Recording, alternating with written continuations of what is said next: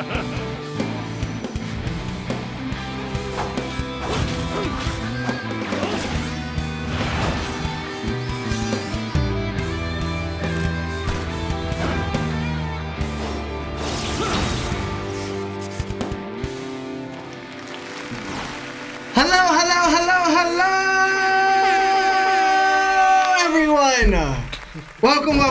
to another episode of That One Piece Talk. My name is Larry. Lawrence. Lionel. Seb. And this is That One Piece Talk, where we talk One Piece. Woo!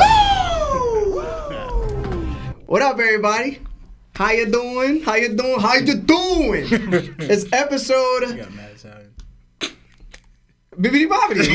It's episode 198. Episode 198. We're 2 episodes away from episode 200. First and foremost, I want to say thank you to all of you out there that have been supporting us heavily this past month. You guys have been amazing, truly amazing. From the likes to the super chats to the comments, all of you guys, man. Me and Sebastian just live reacted for the first time, our first chapter together with Nerdtaku. And it was a blast. We had a lot of fun, a lot of unprepared conversation, unlike the pod, but we had a lot of fun with Nerd. So thank you, Taku, for inviting us and collabing with us. It was appreciative. If you haven't seen that reaction, it is on our YouTube. Just go to the live section and watch it. It's a blue thumbnail with me, Seb, and Taku on it. And me and Seb actually get into a pretty good debate. Couple of them. Yeah, about if Luffy without any gears could be Zoro. And it got heated. So it was pretty good, though. It lasted quite a while. I will say that. Tweaking, bro. But still think he was tweaking. Other than that... Yo, who y'all got, man? We actually watched it. Yeah. Oh, yeah, you told me. We caught you guys live. Oh, you did? Yeah. Oh, that's sweet, bro.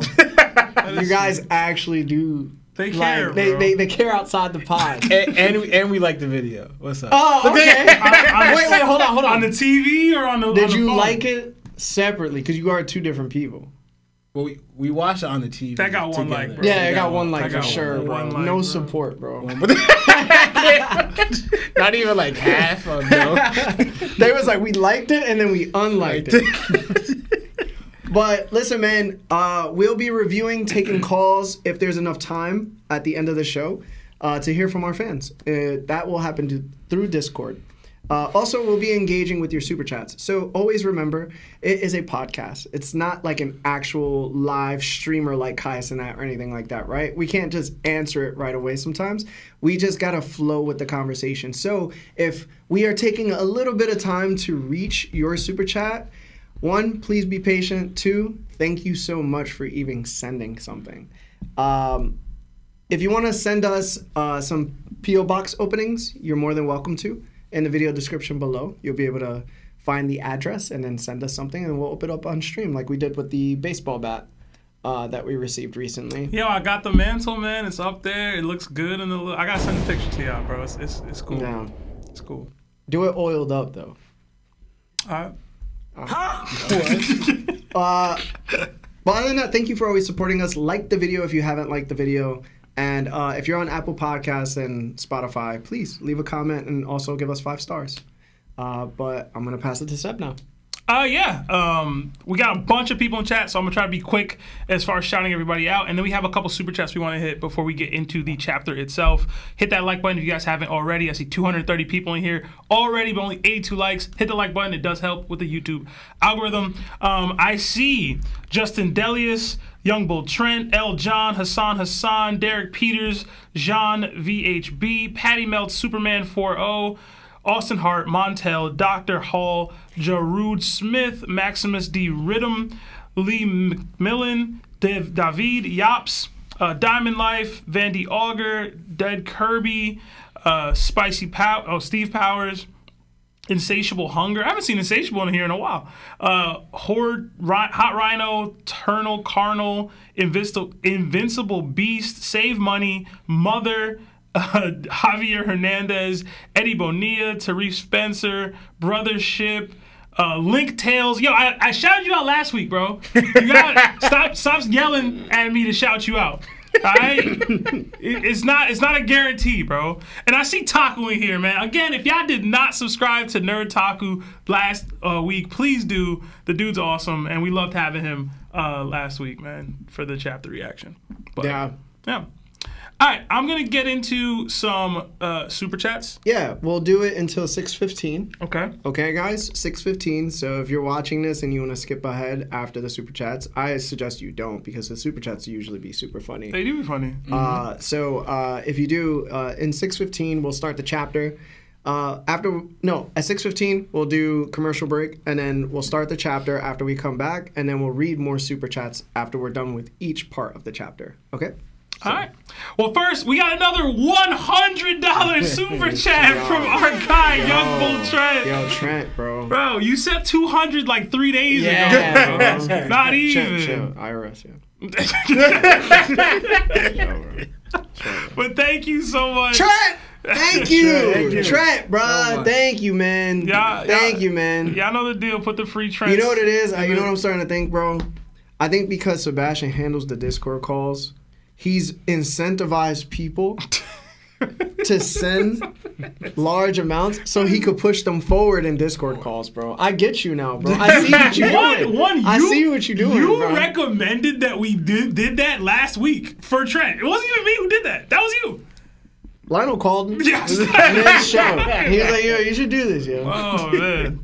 But thank you. It says, yo, Top Gang, can't wait for another great stream. And as always, I hope y'all are doing okay. I saw the stream with Nerdtaku, and if I win the sweepstakes, I may have some questions for Larry. Hashtag topped on top. He's coming for you again, bro. He came at you last week. Hashtag Larry Tax, hashtag Seb the Goat, hashtag Law the Goat, hashtag Lama the Goat. P.S. Who wins Kizaru versus Law? I have Kizaru. Kizaru. Yeah, Kizaru. I don't think it's easy, but I do think Loki could be. But, yeah. It's like mid to high. Yeah, I'll push it to high out of respect for Law, but what you got? Mid to high? What you got? Mid to high is real. That sounds about makes right. sense. Yeah. I was gonna put Polo, but I don't think Law's winning that.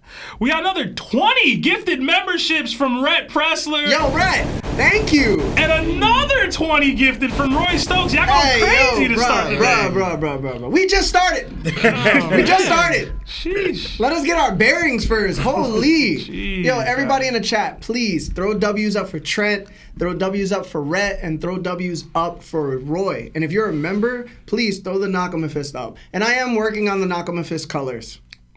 Because apparently I have to be like emoji. Bro. Like, Yo. bro, that's a lot of emojis, bro. There's a lot of skin tones, bro. I would have preferred just the Luffy fist just being yellow, like the emoji on our phones. You gotta show representation, bro. That's a lot, It's bro. 2025, gang. Yeah. We got another 40. Thank you guys so much. Thank you. Pounds? Euros? I don't know. From Lovers Edits, it says, strongest person old Whitebeard can defeat. Hashtag old garb is greater than Akainu. Akainu. Akainu. I was thinking the same thing. Yeah, you kind of answered that question. You answered that question for us. The thing about, I don't agree with that, but the thing about it is, if he catches anybody slipping, he could pack almost anybody up, right? Not like the top tiers, like not Yonko's, right? But anything below a Yonko, he could pack anybody kind of up if he lands. Is he gonna land though? That's my one issue. Like, I don't know that he's landing on Kizaru, or if he like. You don't think old man Whitebeard is gonna land on Kizaru? Wait. You don't think he's gonna land on Kizaru? But you think Blackbeard will? Blackbeard has an extra ability there. Yeah. Listen, I don't think old man Whitebeard would beat current Blackbeard. Listen, man, I'm good, yo. I don't. I am. Listen, he right, old. He old for real. Yeah, yo, you're right, yo. But also the question was strongest, right? Yeah. So I'm trying to think who that person would be. We said Akainu. And I said I don't agree with that. So, wait. So the 2 shots wasn't enough for you? No. No. One. Always, bro. One. We always get into this. The dude got caught off guard. He's not landing those shots in that fashion if Akainu was just straight up fighting him. We saw them fighting in the pocket, and dude was getting his attacks blocked by a dude's foot. It's not the same. So you could possibly argue that from the first case, maybe. But the second blow was them fighting in the pocket. Yo, I already got cracked with this attack, bro. Like, what I say? If you get caught, the fight could be over.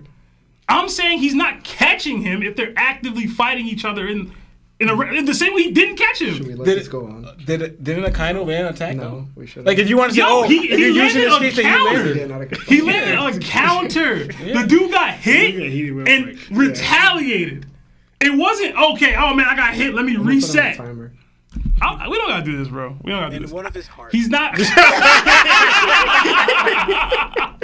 I gotta watch. Oh, Marv is so funny. Oh my goodness, I can't. Marv, you gotta make that one louder, bro. That was too low. That was too low. That was so funny. No, my God. What of his heart? That's crazy. All right, we'll move on. We got another 5 from Luis Lopez. It says, what if Loki passes out again at some point due to his wounds and killing him pulls out a dream version of Rock's Xebec, hashtag Saint Larry tags, hashtag BBC. We'll get into the Loki Rocks thing, but just for your actual... That'd be crazy. That would be kind of crazy. That'd be crazy. Bro. Why are you dreaming of Rocks, though? Would it be upsetting?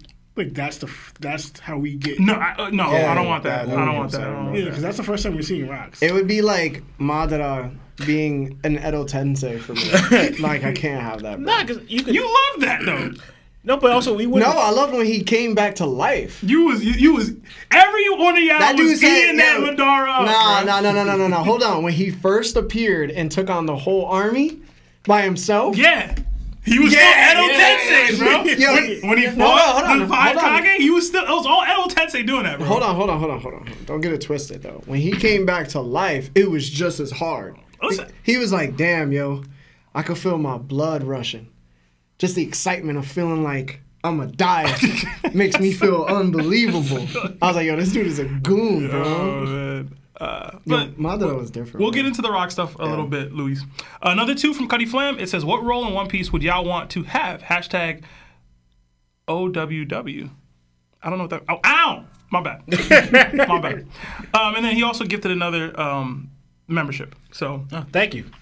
Role like on a pirate ship, or do you mean role like in a organization? Like, do you mean like revolutionaries, Marines? I don't know what you mean. I would prefer to be a warlord.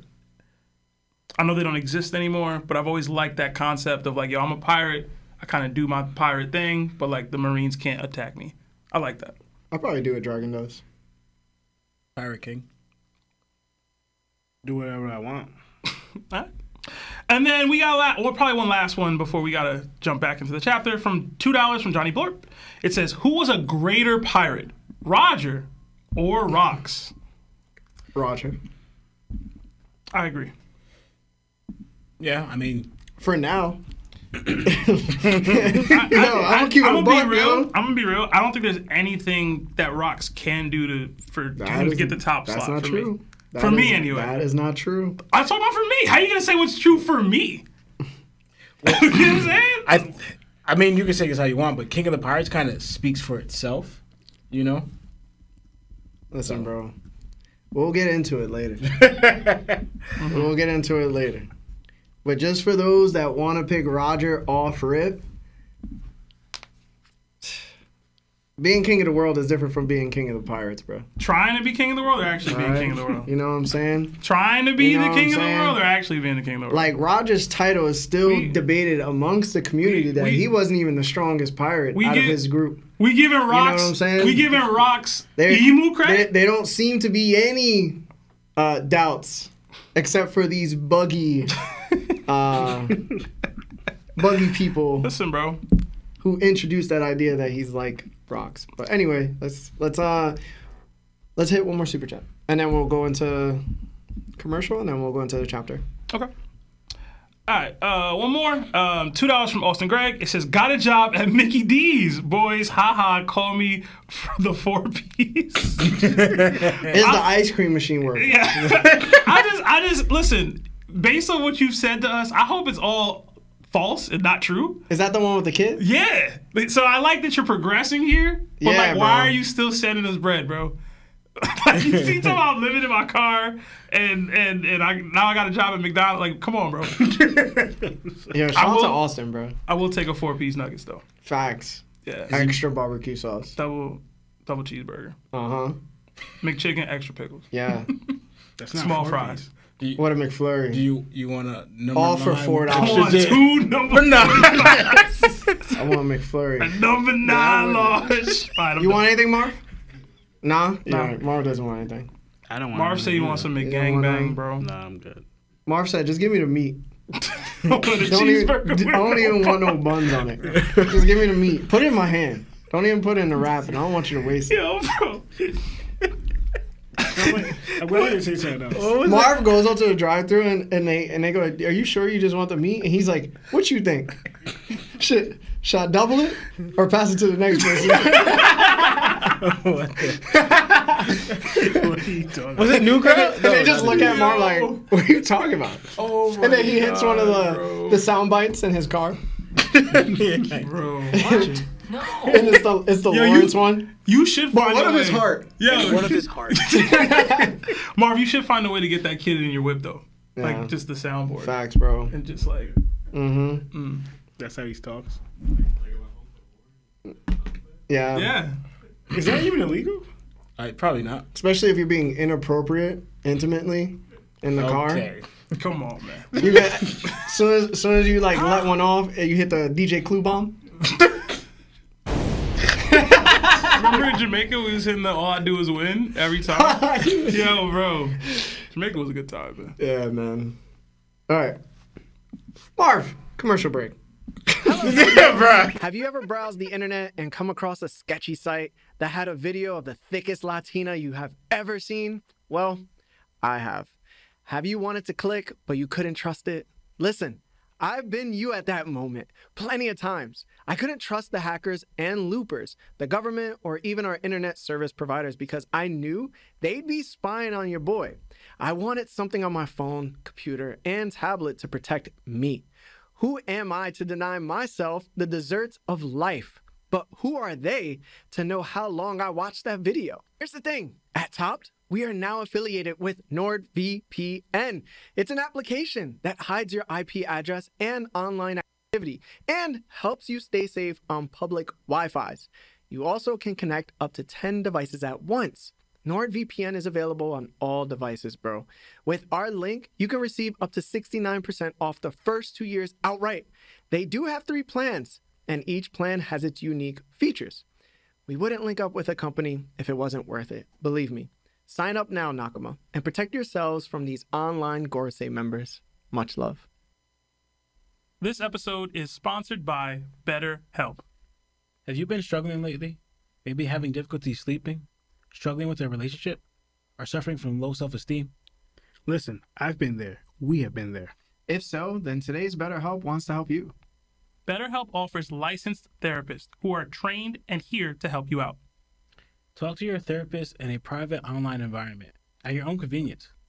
There's a broad range of expertise in BetterHelp's 20,000 therapist network that gives you access to help that may not be available in your area. You just fill out a questionnaire and it's as simple as that, guys, to help with your specific needs and then get you matched with a therapist under 48 hours. After that, you schedule a secure video or phone session. Plus, you can exchange unlimited messages and everything you share is confidential. We signed up for different reasons, and to be honest, it's legit. It helped us out a ton. You can request a different therapist at any point with no additional charge anytime. Join the 2+ million people who took charge of their mental health with an experienced BetterHelp therapist. This offer goes out to all our That One Piece Talk Nakama. You get 10% off your first month at betterhelp.com/TOPT. That's BetterHelp, HELP.com/TOPT. Thanks to BetterHelp for sponsoring this episode. All right, welcome back. All right, guys, as you know, after advertisements, we're going to start the chapter. So, are you guys ready for this chapter? Yeah? All right, ignore it. Let's go. My bad, yeah, I'm ready. All right, before we get to the cover story, gentlemen, we have an illustration. It's sort of like a poster, like drawing, of the Straw Hats watching Gear 5 Luffy on Egghead. Everyone's enjoying themselves as well. Do you guys have any thoughts regarding the illustration? And we'll start with Lionel. No, I thought it was dope. I thought it was pretty cool. But I don't really have anything, honestly. All right. Lawrence? Yeah, I like the color spread, and there's a few things I noted, not that they're really important. One, I wonder why the time is stamped at 11:15 p.m. Like, I kind of feel like that's for a reason. Not really sure why, right? And then how they're all watching it, like movie night, that's what I thought of, like on the big screen, whatever. And I noticed a few things that, one, that everyone is watching and tuned except Zoro. Like, you know, everyone is dancing and he's just kind of, his back is laid against Luffy. Like, he's using his back as a chair, just drinking, not really caring what's on the screen because everyone's facing, because there's TVs all around, unless he's watching the one right in front of him, but his eyes are not even towards that TV. It's like, kind of just like drinking up, like kind of like showing he doesn't really care, right? And I thought that was funny, like, it's interesting that everyone's engaged in this except you, and you kind of have this, like non-care attitude, right? And also the color scheme, or like more like the top, the Monster Trio's attire, to me, it screamed very back at the beginning of how they were. When we, like in Zoro, when we first saw him, he had the white shirt, but different style, but that same look that he has now. Luffy, you know, the farm boy look, but it's the same exact style, even with Sanji. All of them are just slightly different. But I noticed that all of them were wearing what we first introduced to them, the original three, as in them three, the Monster Trio. It's very unique to like how we first saw them with Sanji with the black suit, blue shirt, and yellow tie. Zoro with the white shirt, and Luffy with the farm boy shirt, but it's more like collared. Same with Zoro, more like collared. But besides from that, that's what I just noticed. All right, Seb? I didn't have much, but when I first saw this, I thought it was just something Oda had did. Mm-hmm. It's not, apparently. It was from Midori Matsuda. So shout out to them. I'm able to draw. What it reminded me of on like second inspection is, Lawrence pointed out the time. Remember when we used to like stay up and watch like Yu Yu Hakusho on Adult Swim? Mm-hmm. This them doing that low key. Like they just staying up and watching their favorite anime on Adult Swim after dark. They're not kids like we were, but like I don't know. That's what it reminded me of. I thought it was really dope. I thought it was sweet. Like you see Jinbei and Robin chilling on the couch. I like that the older ones are the ones on the couch. Yeah. Like, I think it's, I don't know if it was supposed to be respectful or whatever, but like Oda said that, oh, this would be the uncle, this would be the dad, this would be the mom, and they're all on the couch. And like, I don't remember what Brooke, is he the grandpa or is he the uncle? I don't remember. But they're all on the couch. But then everybody else, the kids are up front watching the TV. How it actually happens typically, like when you're watching something with the family, like the kids will go up front. I remember Uncle Ed just tell me sit back because I was always sitting directly in front of the TV and stuff. So that's why you got glasses on now. That's what he said. So. But no, I thought that was really dope. I know it's the same thing Lawrence said about Zoro not actually paying attention, which is funny. I don't know if y'all peeped. There's a Denden Mushi in the back sleeping. So I guess they don't like cartoons or anime or something.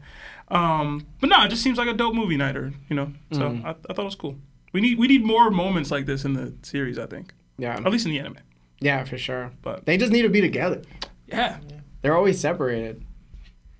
For me, they're obviously it's in celebration of the One Piece anime coming back, and that's basically what they're doing. They're like watching the anime. They're watching Luffy himself. I didn't notice it the first time either, but I love that the fact is the first 5 to join the Straw Hats are up front as well. Meanwhile, the last 4 are in the back because they were the latest to join. And I really wondered, like, if Yamato joined the crew after Wano, where she would have sat. And if it's like the older people sit in the back, I don't think she would necessarily sit in the back. I think she would just be as excited to sit in the front with like everybody else. She's definitely of the younger mindset. Like she would be glued to the TV. So it's like, all right, if Loki joins the crew, let's just say, like, does Loki sit in the back or do they just sit on him watching whatever? Like he doesn't even fit in the picture. I don't think you know what I'm saying. He'd have to like lay down. Yeah. I don't think he would watch the TV. Nah, he probably wouldn't. He's like, yo, tell me what's happening. But I want pizza or something. Like, it was nice to look at. It was really nice to look at. I'm the sun god. It's me. Rox ain't even on the TV. What are we watching? All right. So we're going to go to the cover story immediately instead of taking a super chat break. I just want to get the cover story out of the way, and then we'll do super chats and then do the get right into the chapter again.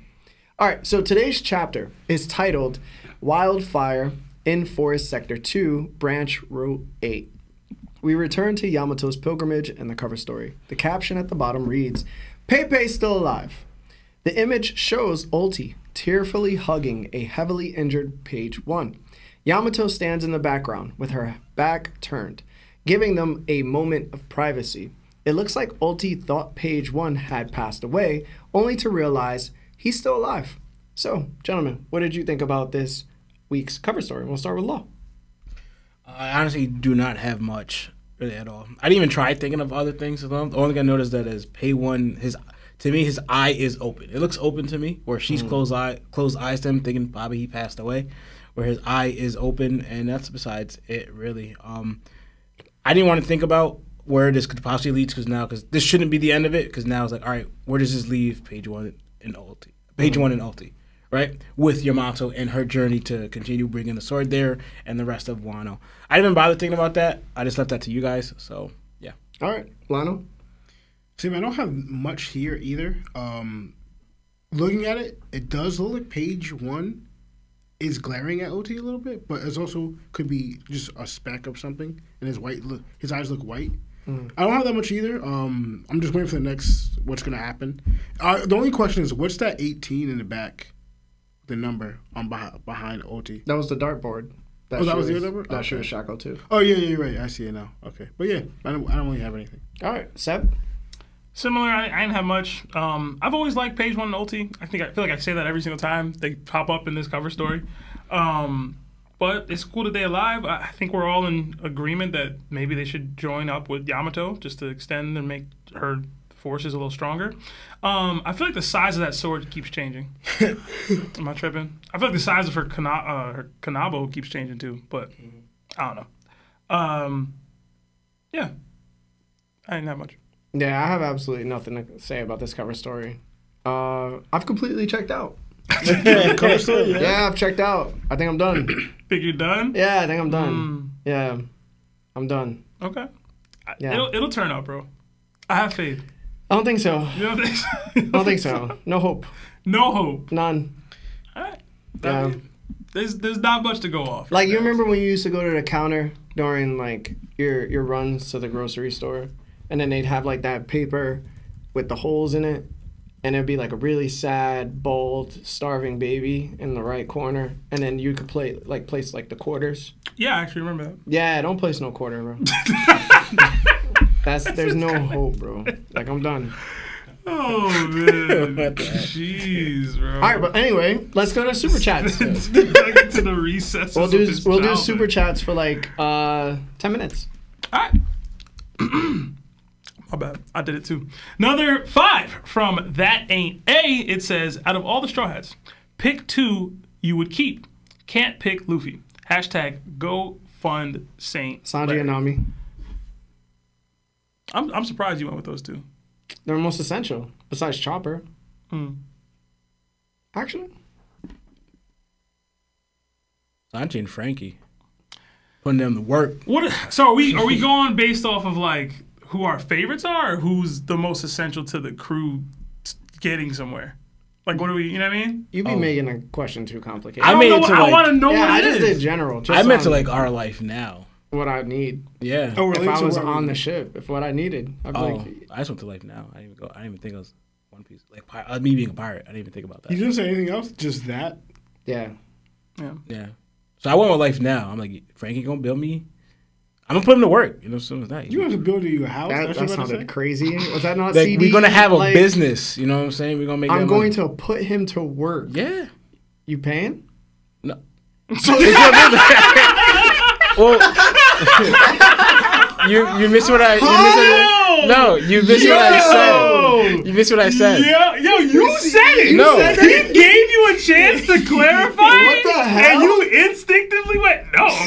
You just went automatic slavery. No, I ain't go slavery. Nah, you didn't say partner. So you're having I was going to say partner. You had ample time to say no, partner. I didn't. You actually had to. Are you giving him like an internship? Because if not, it's slavery. No. He's still saying no. No, what I'm saying, we're business partners. I'm talking. We're gonna run it. Business partners. We're gonna run a business together. together. Are you working too? Yes. You didn't say that. What are you doing? What are you doing? You watching him? You watching him work One in the fields? Huh, Lawrence? See, you see how you're not letting me say it? That's what happened the first time. Yo, you guys crazy, just jumped to. bro. I'm not you and Sebastian. Yo, Okay. listen, you said Yeah, I'm putting Franky to work, no pay. He's like, I didn't say that. you did. Where did the no pay come you from? were like, this Larry is payback. asked you if you were gonna pay him, and you said no. What? No, first of all, where it that's came not from, what I'm saying. Lawrence. I said That's where it where came I was from. going to say was business partners. Like, not that he's not. So you guys are putting that he's going to be my employee, and that's why I wanted to change. No, he's not going to be my employee. He's going to be my business partner. We're going to run a business together. That sounds like Like that's slavery. different. How is that slave? You have business partners. You guys run a company together, and I said Sanji too. We're all going to be running a company together. Like, it's not like they're my employees where they work for me. That's why I said no, because it's a business partners. Sorry. And we're talking about now times, It's not. alright. See how you guys twist my words though? Real quick. Y'all saw it here how they twisted my words, right? I mean, you let him there though. I'm not I did not leave him. You did. You're not answering or saying no. He pulled a Luffy where like, yo, Luffy, come this way, and Luffy just goes that way. All right. Another 10 from Antonio Freeman. It says, might spoil, but Shanks plus Loki plus SG? Who's that? Scopper Gabon, I guess? Oh, Scopper Gabon. Made a deal to keep Elbaf safe. Gabon tested Luffy for the key, which is why Loki knows where Shanks is. I think he will say laugh tell. Hashtag Larry's theories. Larry's real theories are fire. But base L versus Zoro, facepalm. Oh my god. Calling Luffy L still is a weird. I don't think the three of them made a deal personally, but No, I don't think so either. either. another 5 from Wise Life Jody. It says, can't lie, Seb. I was tripping the other day when I said Lucci could win Extreme Diff versus Kid or Law. He would lose High Diff to both. Hashtag Black Fan Tags. Hashtag TOPT. That's growth, Wise Life, and I appreciate it. It's not growth. It's growth. Another 10 from Wise immaturity. Life. It's growth. Immaturity. Another 10 from Wise Life. Fans love to downplay Dragon due to lack of feats, but he can satisfy all the hype by defeating Garling. He can satisfy all the hype by defeating Garling or Shamrock and going high diff with Emu eventually dying for his cause. What do you guys think? I think you put him on a pedestal that he might not be able to reach. Because if he doesn't do any of that, damn.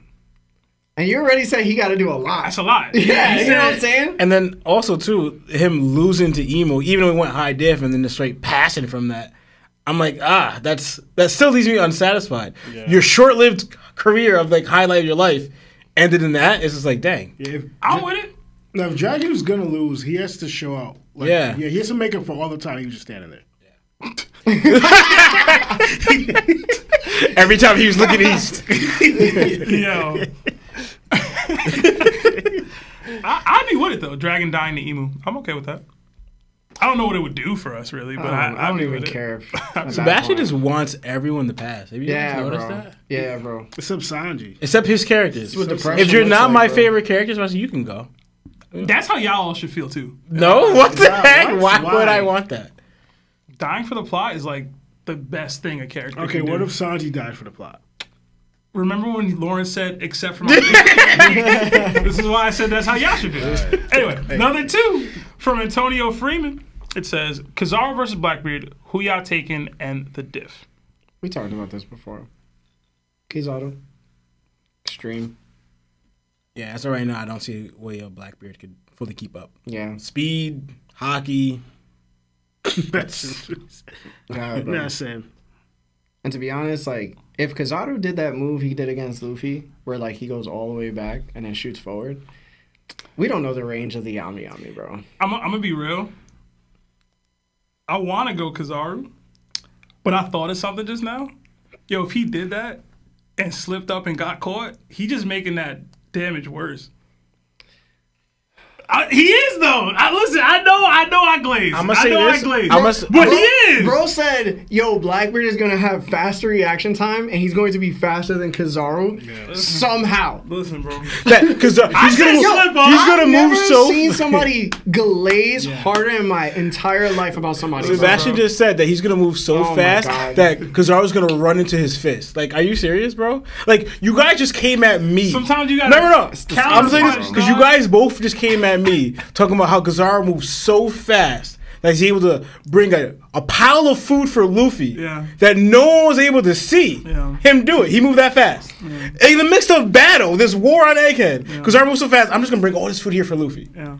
Yet Blackbeard, with no observation hockey scene feat at all, is able to track that and see where he's running. Oh, I'm just going to place my fist with the Gora right here so he can learn into that. I prefaced my comment with "This is gonna sound like Glaze" because it is. Bro. I said that. Bro, like, your mindset makes me want to throw up. That's fair. Another 5 from Anthony Herrera. Larry was tripping the other day about Luffy not needing to use the use of gears to fight Zoro. Hashtag WStream. Hashtag Blackbeard Gang. Thanks, bro. Another 5. And I wasn't bugging. Another 5 from Zoro for Sword Style. Hype for my first live. Welcome. I get a message saying I have to pay my Larry tax. Also, I haven't been a fan long, and I even know the DDTs aren't coming. Yeah, the DDT ready, man. It's ready, bro. I got a whole season ready to go, man. Blame Larry. That's it. I'm tired of hearing this. They come at me like it's my fault. It's not my fault. It's Larry's fault. All right, another 2 BGN from Hassan. Who is more evil, Dio from JoJo's Bizarre Adventure, Kid Buu, or Griffith from Berserk? Kid Buu, bro.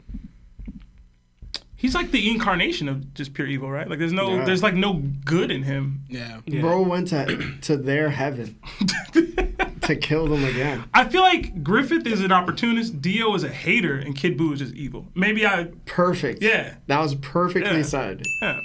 So, another 5 from Jonah C. Kairu. It says, the One Piece is the sword Ace left by Roger and a book with Joy Boy's life. Emu/Mamudin info. I'll explain it if I get a call in. His name is on Discord is AKA Mr. E. And he added you, Larry. Okay. That'll be interesting. Interesting. Yeah, let's do these last 2 right Okay. here, and then we'll jump back into the chapter. Yeah, we got another Nakama join the ship in Bleak Corner, so welcome. Enjoy the emojis that come with being a Nakama. And another 5 from Evan Bridgeford. It says, another TOPT, let's go. Hope y'all are ready for more peak. If Luffy doesn't reach Raftel first, who y'all think would? Hashtag like the stream, hashtag GOAT takes. Buggy. I don't like to even think about it.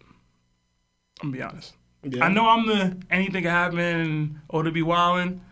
I would be so disappointed in him if he makes anybody get to Raftel before Luffy. The only 2 people I could see would be either Blackbeard or Buggy. Yeah. Unless the fighting takes place at Raftel, like I'm not trying to see Blackbeard. No, the person not them. The person I could see being there to Raftel before Luffy is Shanks, because he kind of should have a rough idea of how to get there. Blackbeard shouldn't, right? And Buggy shouldn't. Shanks, like, you were with Roger, you could kind of narrow it down. Like, you know what I'm saying? Mm-hmm. So the one person that I could see that, not saying I'll be happy with it, but the one person I could see doing that is Shanks. And I'm not sure if he would, too. You know? It'll probably be before that. Hopefully he's dead before you can get there. All right. We have one more, but it doesn't have anything attached to it. $5 from T-Money. Next you. time, let us know your thoughts, man. Yeah, next time, you. please. Don't super chat without saying anything. We want to hear something from you. You could put like a number or something, and it wouldn't care. All right, let's jump back into the chapter, guys. So... What was that? What was that? Let's get into it. The chapter opens up with a raging Groggysaurus. A giant wielding a spiked kanabo steps up to face it head on. We soon learn this giant is Goldberg, the cook of the new giant warrior pirates. He shouts to his shield, "Here it comish, Nash." But the shield named Nash wants nothing to do with the dinosaur. As the Groggysaurus charges in, Nash begins to grow and begs Goldberg to wait. The dino crashes into him, breaking its own teeth as Nash pulls the meanest face. Meanwhile, Sanji prepares his, I do not know how to say this in French, so my bad. It says, arme de l'air. launching Zoro standing on top of Sanji's right foot. Zoro activates Santuryu, while the Groggysaurus cries in pain from its shattered teeth. With a shout of assault, Sanji launches Zoro toward the dinosaur. Zoro slices the creature's head off clean. As its lifeless body hits the ground, Zoro comments that it looks like good eats. Sanji notes it's even bigger than the giants. Goldberg explains that this beast is a delicacy. It must be stewed in alcohol. Sanji's taken aback by how much alcohol that must take, but Goldberg assures him they've got a whole cooking setup in the hunting shed. Nash, now exhausted and wheezing, draws Zoro's attention. Zoro asks if Nash is a devil fruit user, but Goldberg says no. It's the same shield his father used during an expedition to fight Big Mom. Somehow it came back to life. Somehow it came back like this. Zoro reacts, Big Mom, wondering if Nash is similar to Zeus. Excited, Nash asks if they actually know Zeus, calling him one of the most exalted homies. Zoro smirks and explains that Zeus is now a manservant to their navigator Nami. Nash is left in total disbelief. So, Seb, what are your thoughts on the beginning of this chapter? All right, so a couple things. I always love it when Zoro and Sanji, or any of the Straw Hats really, collaborate on attacks. Thought that was dope. I think Nerd Taku was the one, when we did our live reaction, that called back to them when we first got our introduction to Elbaf and the Giants, them having a hunting competition, and now they're working together to hunt a dinosaur. I thought that was pretty cool. So shout out to Taku for that. Something I didn't realize when we were first reading it, when we did our live reaction, was that Goldberg is the cook of the new giant pirates. So it's only natural that him and Sanji would be the ones discussing the handling of the Groggysaurus if they're going to eat it. So I thought that was a nice little call there. But I will say, I would be mad as hell if this dude was my chef and he's got a lisp like that. Because, I mean, he's spitting all in the food. I don't like that. I don't like that at all. Goldberg said that his old man was dealing with Big Mom back in the day. So my mind went a few places with that. So I tried to do some research. I didn't have a lot of time. I don't think it's from when she first was on Elbaf. They said the expedition. So to me... She was 5. Right. So that tells me this is back when Big Mom was a big name pirate, probably Yonko, probably when they were doing the marriage thing with Lola and Chiffon. And that Loki, hear me out. So when Loki was supposed to marry Lola and Lola dipped and they tried to swap her out with Chiffon, apparently it was a problem. Maybe the expedition was to attack Big Mom for trying to finesse her, like Elbaf like that, finesse Loki, finesse Harold, and everybody like that. I don't know if the timelines match up with Harold's death or whatever. I think it might. But either Harold way... passed away, I think, 14 years ago. I don't know how long ago the Chiffon, that marriage thing was happening. But either way, it's possible that there was they basically spun the block on Big Mom for trying to finesse Elbaf into a fake sham marriage like that. So, as for who his dad actually is, I got nothing on that. You your daddy's son. I got nothing on that. So. How old is Chiffon? Chiffon is 26. So it definitely wasn't. I mean, how old? It definitely wasn't Harold related. It would have had to have been recent because if she's gonna be, it would be like 8 years ago then. Because she would have been 18.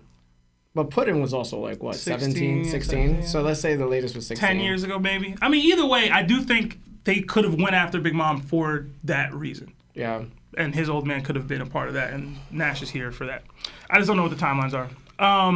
Nash being like a fanboy of Zeus was funny to me. Loki got a weird case, bro. Why I wasn't going to bring it up. It doesn't make sense. I wasn't going to bring it up, man. Oh, man. But Nash being a fan of Zeus was funny to me. Yeah. Yeah, it's just like, because Zeus is treated so poorly now, but like, to the homies, and back in the day, it was like, yo, this is Big Mom's. That's Big Homie. Yeah, like that was the big homie. Zeus. So I don't know. It's just funny like where we are now with it. So, but that's all I have for now. All right, Lionel. I was thinking because he was there during that time though, right? Because he was with her, Julian, and them when Big Mom. So he knows Zeus personally. He saw no.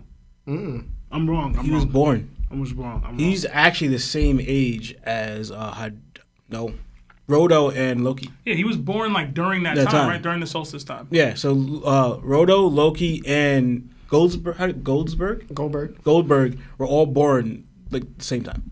No, I know. I was going by like well, what's this dude's name? This guy's Goldberg. No, because I was thinking of like when Big Mom was rampaging, I came up forgetting she didn't have her fruit then. Yeah. So I'm trying to think, when did he get encountered with Big Mom and her fruit, like her soul abilities, like Zeus and what the other one is, Prometheus. I'm not sure because they don't really link that. They were there. They know Big Mom, but when did he be acquainted with Zeus? That's what I'm trying to figure out. I just mixed two things up together. And as you say about him spitting your food, Sanji's legit smoking in your food.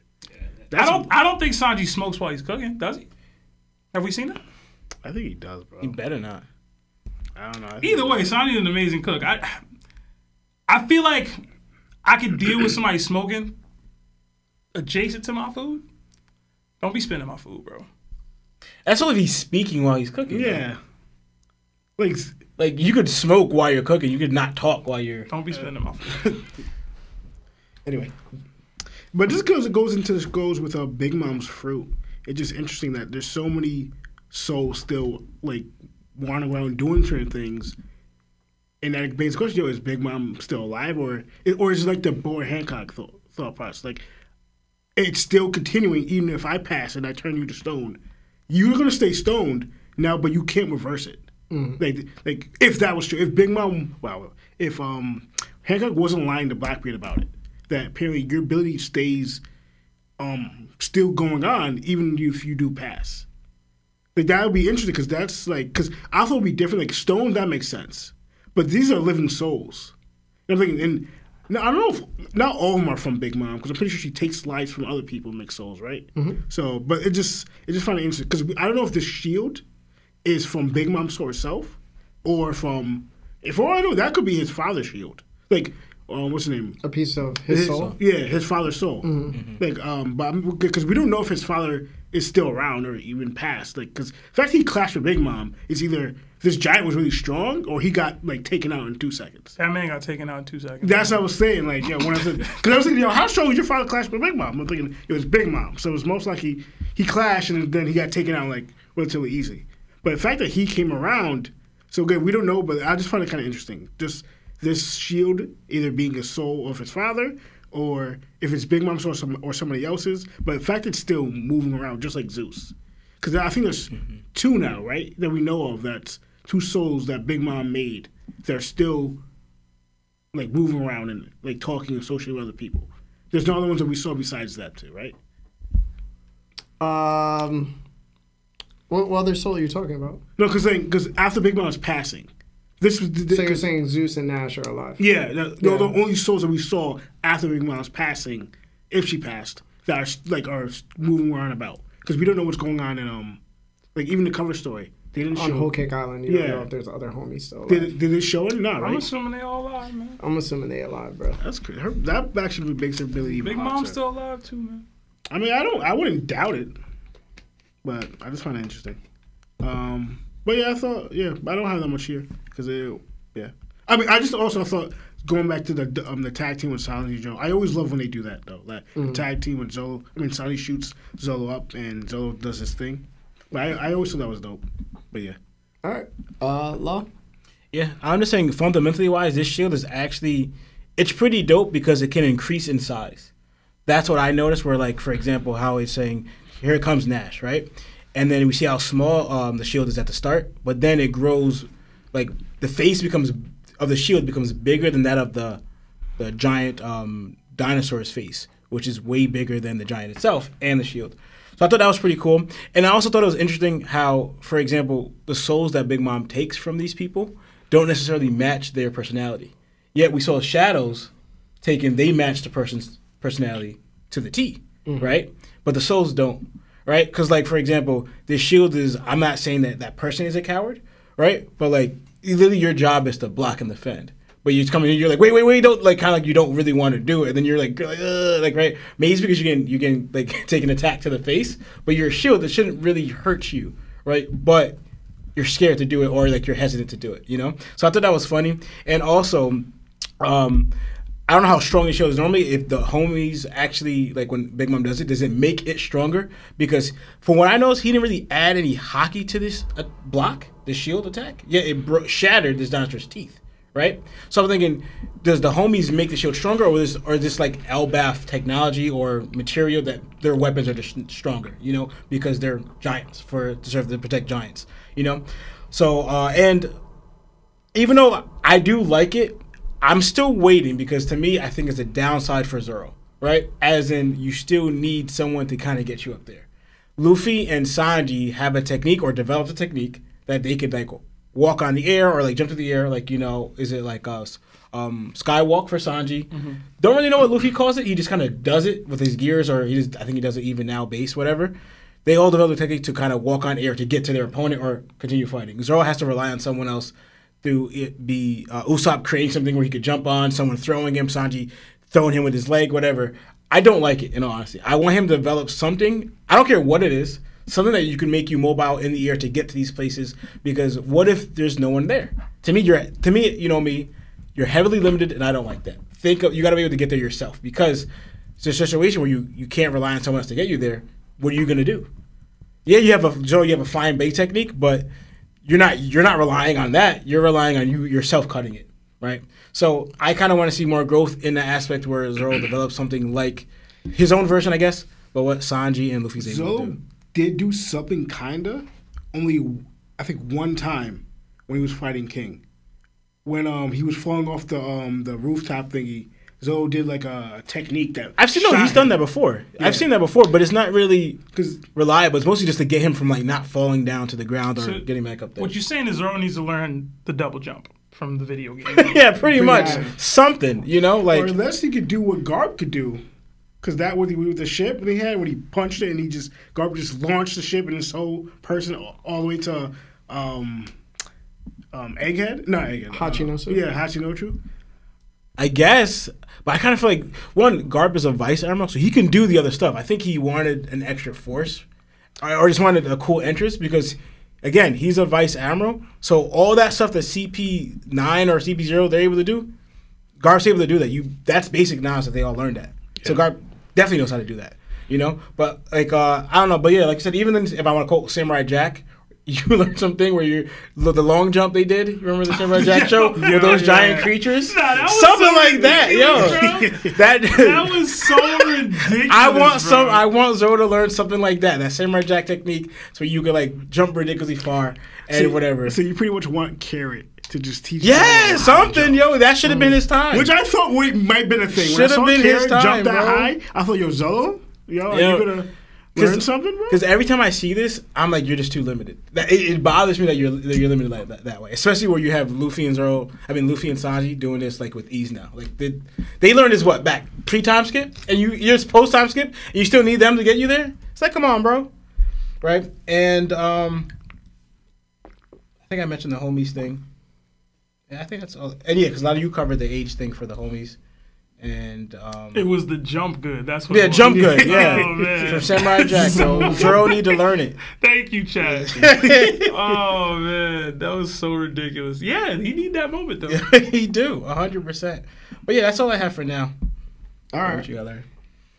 So I want to point out, we've always said that devil fruits match people's personalities. And that's why the devil fruits gravitate towards those specific people. And then I don't know why it took Nash for me to realize Big Mom Soto Soto no Mi, she grants life and takes life away. Mm-hmm. But the personality went to her because she's such a thought. And she had all these kids. Come on, and she literally destroyed men's lives. Come on, man. So I'm starting to look at it like, oh, why wouldn't this devil fruit go to her? She takes life and gives it. Bruh. This is like her personality. Bruh. I'm like, yo, this makes sense. And then sometimes she a soul snatcher. Yeah, she a soul snatcher, bro. And then the thing is too, she probably has some kids on accident. Right? I mean, I don't know. Sometimes she seems very intentional with her children. She was like, yo, bro, what it is, my bad. I'm pregnant. My bad, I'm pregnant. That's so crazy. Yeah, she legit. Remember Dashiki from Don't Be a Menace? I'm pregnant. Already? You sure? Yeah, that was wild. Nah, but that was, I don't know why it took Nash for me to realize that. All right, so I think Oda might have dropped a major hint that Zeus could be the one that tells us what happened at God Valley. We just found out that Nash, the living shield used by Goldberg, was originally wielded by Goldberg's father in a battle against Big Mom. It's very likely that Big Mom accidentally turned Nash into a homie during that fight. What made Nash really intriguing in his reaction to Zeus, when Zoro and Sanji mention him, Nash is stunned that they even know Zeus personally. He refers to Zeus as one of the most exalted homies Big Mom has ever created. And the fact that Zeus now serves as a manservant to Nami, that's blasphemous to Nash. He shows just how highly Zeus is regarded among all the homies. So that made me ask, why is Zeus such a big deal? Here's what we know. When Big Mom was just a child, she had a bounty of 50 million. Before the age of 18, that bounty rose to 500 million. During that time, she was already using Zeus and Prometheus, both homies made from her own soul. Napoleon, her third signature homie, didn't exist just yet. By 18, she had her first child, Perospero. And by the time she was 24, she joined forces with Streusen and became part of the infamous Rocks Pirates. That means when Big Mom went to God Valley, she had Zeus and Prometheus by her side. So imagine this. If Zeus was there at God Valley, how crazy would it be if he was the one to finally reveal what happened to Rocks D. Xebec and the rest of the Rocks Pirates? Would that be a satisfying way for Oda to reveal the truth about that legendary event, or would Zeus rain on our parade? I always find it more enjoyable when, yeah. So what do you guys think? You know why I like it? Because of my pun, rain on the parade. All right, my bad. No, but that got me to where I was about to go. But I want to bring it up because it kind of talks about the Loki thing that we see later. Well, yeah, we'll get to that. So, like, in general, this dude's supposed to be the thunder god or whatever. He has this Ragnir hammer. Maybe he's interacted with Zeus before. Loki has. And, like, that could be how we get to that point or whatever. Like, that's that brat that was in love with rocks. Like, anything, something like that. Mm-hmm. But we get to that later. But, yeah. Lawrence, what you think? I think it's very interesting because I'm always trying to figure out, because we're getting more key players of who was involved in the God Valley incident in the Rocks Pirates. Like, because we got Stussy's clone and we have Weevil's mother. I think, are we going to get it from them? You know, because we're not going to get it from Garp anymore. Whitebeard's gone. Like, certain people left, but some people, other key players are coming in. Now with the whole, it'll be so, like, because I'm thinking Loki, but Loki wasn't there. Mm-hmm. So, like, who we're going to get it from? I know it's Zeus, who's been here the whole time, that people not even paid any mention to him at all. Like, he was just there. Mm. Like, he was just like, all right. But, because I never thought about Zeus, because I know Zeus was there, but for him being, like, because he could talk, he has memories, he sees these things. So I'm just like, getting that flashback and that information be so out of pocket. Like, it'd be so, but it's interesting because he's seen everything. He's been from there from the beginning with Big Bob. So he could probably tell you the whole story. You think, my bad, I was about to say something perverted, my bad, y'all. What? So the only thing that when I did go back to see if Zeus was being used, or even Prometheus was being used during the God Valley incident, we only really seen Big Mom go after Kuma for the Devil Fruit. But she didn't really have Zeus or Prometheus in those panels. When she jumped off the ship, did she have either with her? She had Prometheus only. Okay. Like, Prometheus was right there on her side, but Zeus wasn't. But Zeus, like I said, during the timelines, she's been with Zeus since she's been like 18, bro. But you can also So it's been like 6 years already before she even joined the Rocks Pirates. And then when she joined the Rocks Pirates, they went to God Valley, I think, at like, when she was like 30, I think. Yeah. So. But even that, like, I was thinking of, because they're always with her. But we do know Zeus always wanders around. Like, he's always, I think, Prometheus always show that, I think, with Big Mom, he always stayed with Big Mom. Zeus showed that he's willing to wander around, like, even the whole Nami thing. Like Zeus always goes away from Big Mom for whatever reason. Well, that was He comes because back. Nami was like trapping him with like, I guess, cloud snacks, so to speak. I don't think normally that's like a common occurrence, or that Zeus would wander around to do that. But I only bring that up because like why because she's always that was her soul, so they should be always with her. Yeah. But the fact that we only saw Prometheus there when the Rocks pirates showed up, where was Zeus? Like he should have been right there. Unless Oda forgot to draw her, draw him, which is weird. But like, but it's not like just going off his personality. He wanders and does like weird things, you know. Yeah. It could be. I just wonder, like you said, that's a good point. Like, what would trigger it, right? Because him seeing Loki wouldn't trigger it. It would have to be a mention. Yo, it might. Bro. It might because again, like that's why We're gonna go into the second part of the Yeah, chapter, but we'll get to it.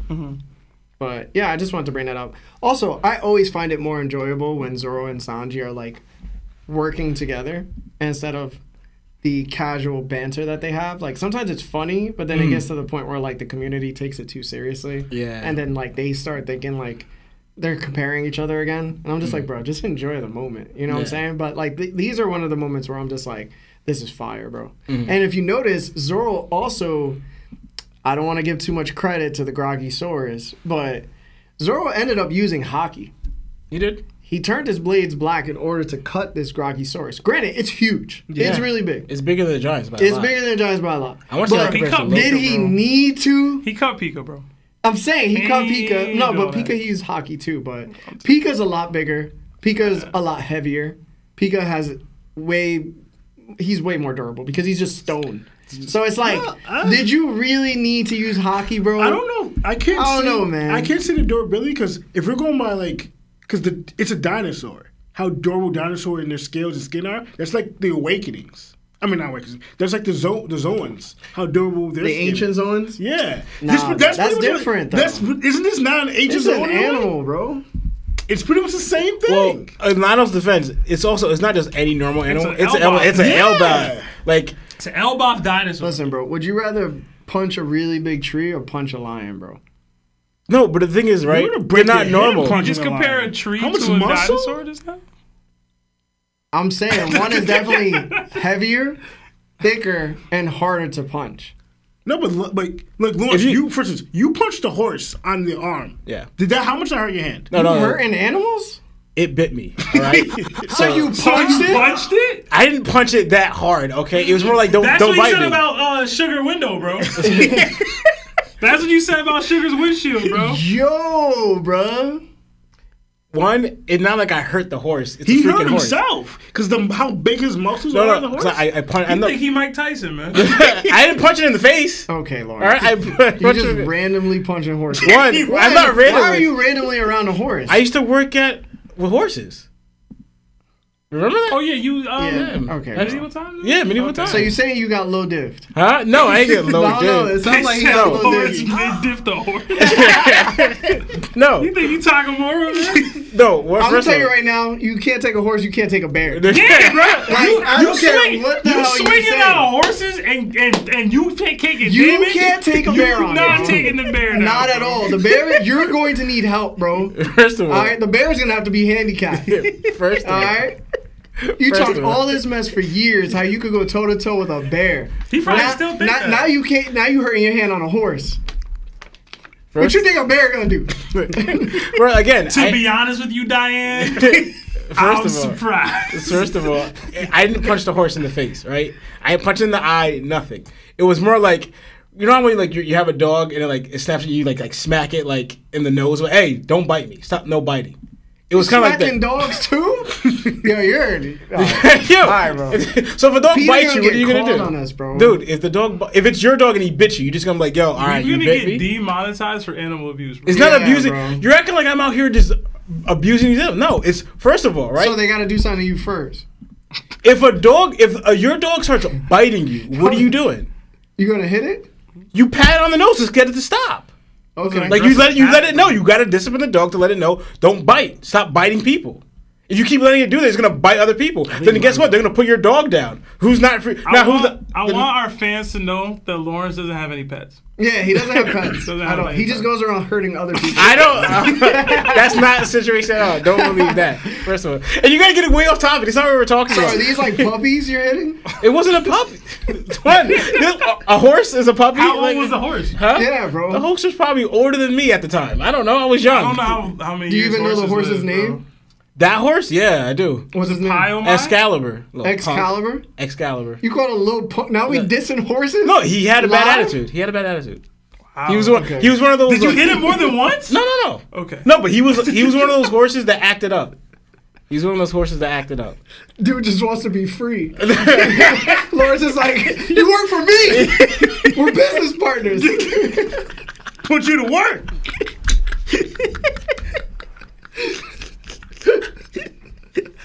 Dude, that's just so stupid. And one of his heart.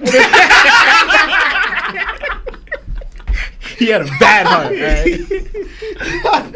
Yo, bro. Stop, bro. All right, bro. We gotta leave Lawrence alone, bro. I put a poll in chat. Should we call PETA on Lawrence? Oh my goodness. 72% said yes. All right, bro. Let's do some super chats for like let's do like 5 super chats and then we'll jump right back into the chapter. All right. We got another 5 from Polar. It says Kizaru versus Odin. Who do you guys got? Oof. We got this recently, I we think. did. And we just said I think I was the only one that said Kizaru. I was gonna say Odin, yeah. Wait, what happened? Kizaru versus Odin. Is this the same person who said this? I don't. We get the same question sometimes, bro. So I'm guessing we're going Odin like 39. That Odin, right? The Odin that died, bro. That one. Prime Odin. Prime Odin. I might say Odin. Okay. All 3 of us, right? We already know your answer. Yeah. Oh, you guys said Odin? Yeah. I said Kizaru. You know me. I'll be the contrarian here. Number 5 from... I said number 5. Another 5 from Dopey. It says CD Larry, the type to keep a house full of Latinas against their will. Whoa. I'll be honest, bro. Whoa. It's a lot better than hidden pets. What? I'm joking. That is so wild. Bro. Listen, bro, I'm probably protecting them during this time period. Bruh. Like I said, you want protection from ice? I got you. What's wrong with you, bro? Because what they got better to do. Hashtag Larry Tax. Hashtag love you, Lord Larry. Jesus, bro. You get it. Another 5 from Monkey D Butthead. Hello, futures me. Lock in at work. Wow, okay. Message for me when I listen to this later. Just had to come and pay my Larry Tax. Thank you guys. Y'all are the goats. Oh, thank you. With the hands Appreciate emoji. you. And those hands are black. You better be black, monkey. I don't play that. Nah, bro. I don't play that mixed emoji stuff, man. Listen, bro. Stay black, on that side. Being black and calling yourself Monkey D Butthead, that's kind of crazy.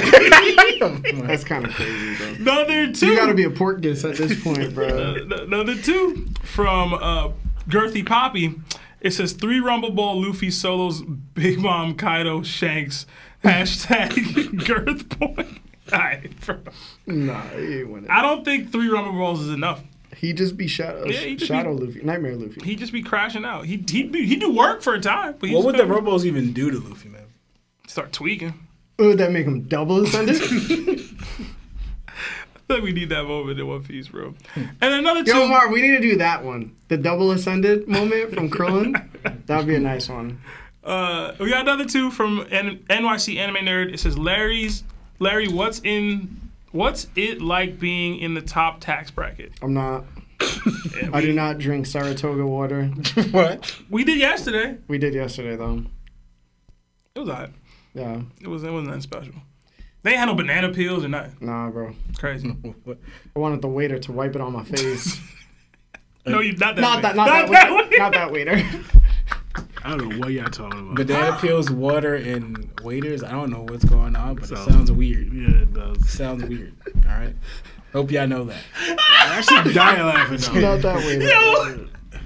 Yo, y'all would have saw her later last night, bro. Yo, Larry talking about. All right, my bad. I'll read one more while we laughing. Another 6 months at Nakama status from Bleak Corner. It says, y'all some goats, and that's all. That's the post. Thank you. Thank you. Thank you. Read these next 3. Okay. We got another 5 from Ultramix. Larry, have you seen Emma Frost in Marvel Rivals? Oh my God. Crying emojis. Hashtag I'd goon. Hashtag I'm a gonna goon. Listen, man. Emma Frost in Marvel Rivals. Is that the one that Taku brought up yesterday? Oh. I mean, the other day? It's a Snow Bunny mind control. Snow Bunny mind control. Yo, she is a fine woman. And they added like jiggle figures. Jiggle physics. It low-key works. jiggle physics. The jiggle physics when she like steps and it's crazy, bro. Mm-hmm. I'm trying to remember who Emma Frost is. Yeah. She's the one that She's the white woman from with telepathy and can turn into a diamond. Do you remember what is that? Is it first class? Okay. First class. Yeah. That one. I She still- fine, bro. Yeah. It's Don Draper wife, man. Still know who you're talking. Nah, they made her a thickie. She got thicker. Yeah, she thick. Mm. I gotta show you a picture. She's crazy. All right. Another 29 months at Nakama status from Mr. Prince. Thank you for being so loyal. Hope y'all are doing well. Chapter had me hype. Yeah, it had me and Larry hype too, man. Yeah. And then we got another 10 gifted memberships. Oh, thank you. From Dr. Threat. Thank Dr. you. Threat, thank you, bro. Throw them Nakama fists up, bro. Yes. Please do so. All right, let's jump into the chapter again. All right. For the second half of the chapter, we return to the underworld. Someone off-screen questions, Holy Knights? Loki responds, yeah, that's right. They showed up here. High Rooting is stunned. He can't believe humans from the world government managed to beat him so badly. Even Loki is taken aback. High Rooting speculates that it might be payback for all the chaos he caused at sea. Loki reflects that if High Rooting was sailing for enough to run into them, he must have been aiming to become king of the world. Luffy, curious, asks about these mysterious knights from the government. Just then, Goldberg calls out to the group, proudly showing off the food they caught. Zoro brags about landing the final blow, while Sanji compliments the style, saying it was graceful, adding that Zoro looked like a soaring broccoli. Goldberg, before heading out, had told Stanson to gather wood for the feast, and sure enough, he did. Goldberg finishes cooking, and Luffy eagerly grabs a giant meat skewer. He turns to Loki and yells, "Eat up!" But instead of handing it to him gently, he slams it right into Loki's face, burning him with the hot food. Gerd scolds Luffy to be more careful, and Loki shouts in pain, asking if Luffy's trying to murk him. Luffy just laughs it off, saying Loki already looks better. Loki starts eating, but struggles to swallow while laying down, so he tries to sit up. Luffy goes to fetch him some soup, but it's boiling hot. Loki sees the steam bubbling from where he's sitting and yells, "Stay away!" But it's too late. Luffy accidentally spills the soup on him. Loki screams in frustration, telling Luffy to stay back while Luffy apologizes as best he can.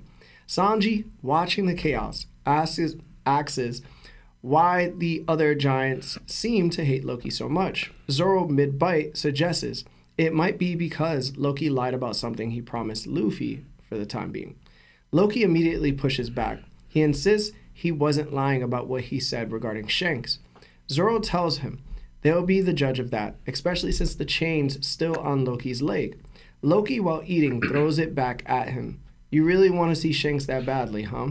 He says he understands what it's like to idolize a pirate you met as a kid. High Rooting listens quietly. Luffy picks up on it and says it sounds like Loki had someone like that in his life too. Loki admits he did, and it hurts to remember because back then he was just a boy. We then transition into a flashback. A 20-year-old Loki is seen pleading with a silhouetted figure. "Take me with you." This figure coldly replies, "I didn't come here to meet a whelp like you. Don't make me repeat myself." Loki then challenges the man to a fight. In the next panel, Loki is shown lying in a pool of blood, a blade stabbed into his side. Another voice comments to the attacker, "You didn't have to go that far with the kid." The attacker snaps back, "Shut up, Newgate." Back in the present, Loki solemnly says, "I was born in the wrong era." So, Lo, what did you think about this part of the chapter?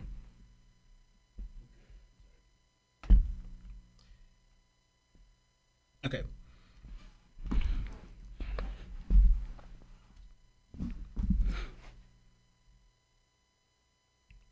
Okay. Right. Sorry, I was checking something.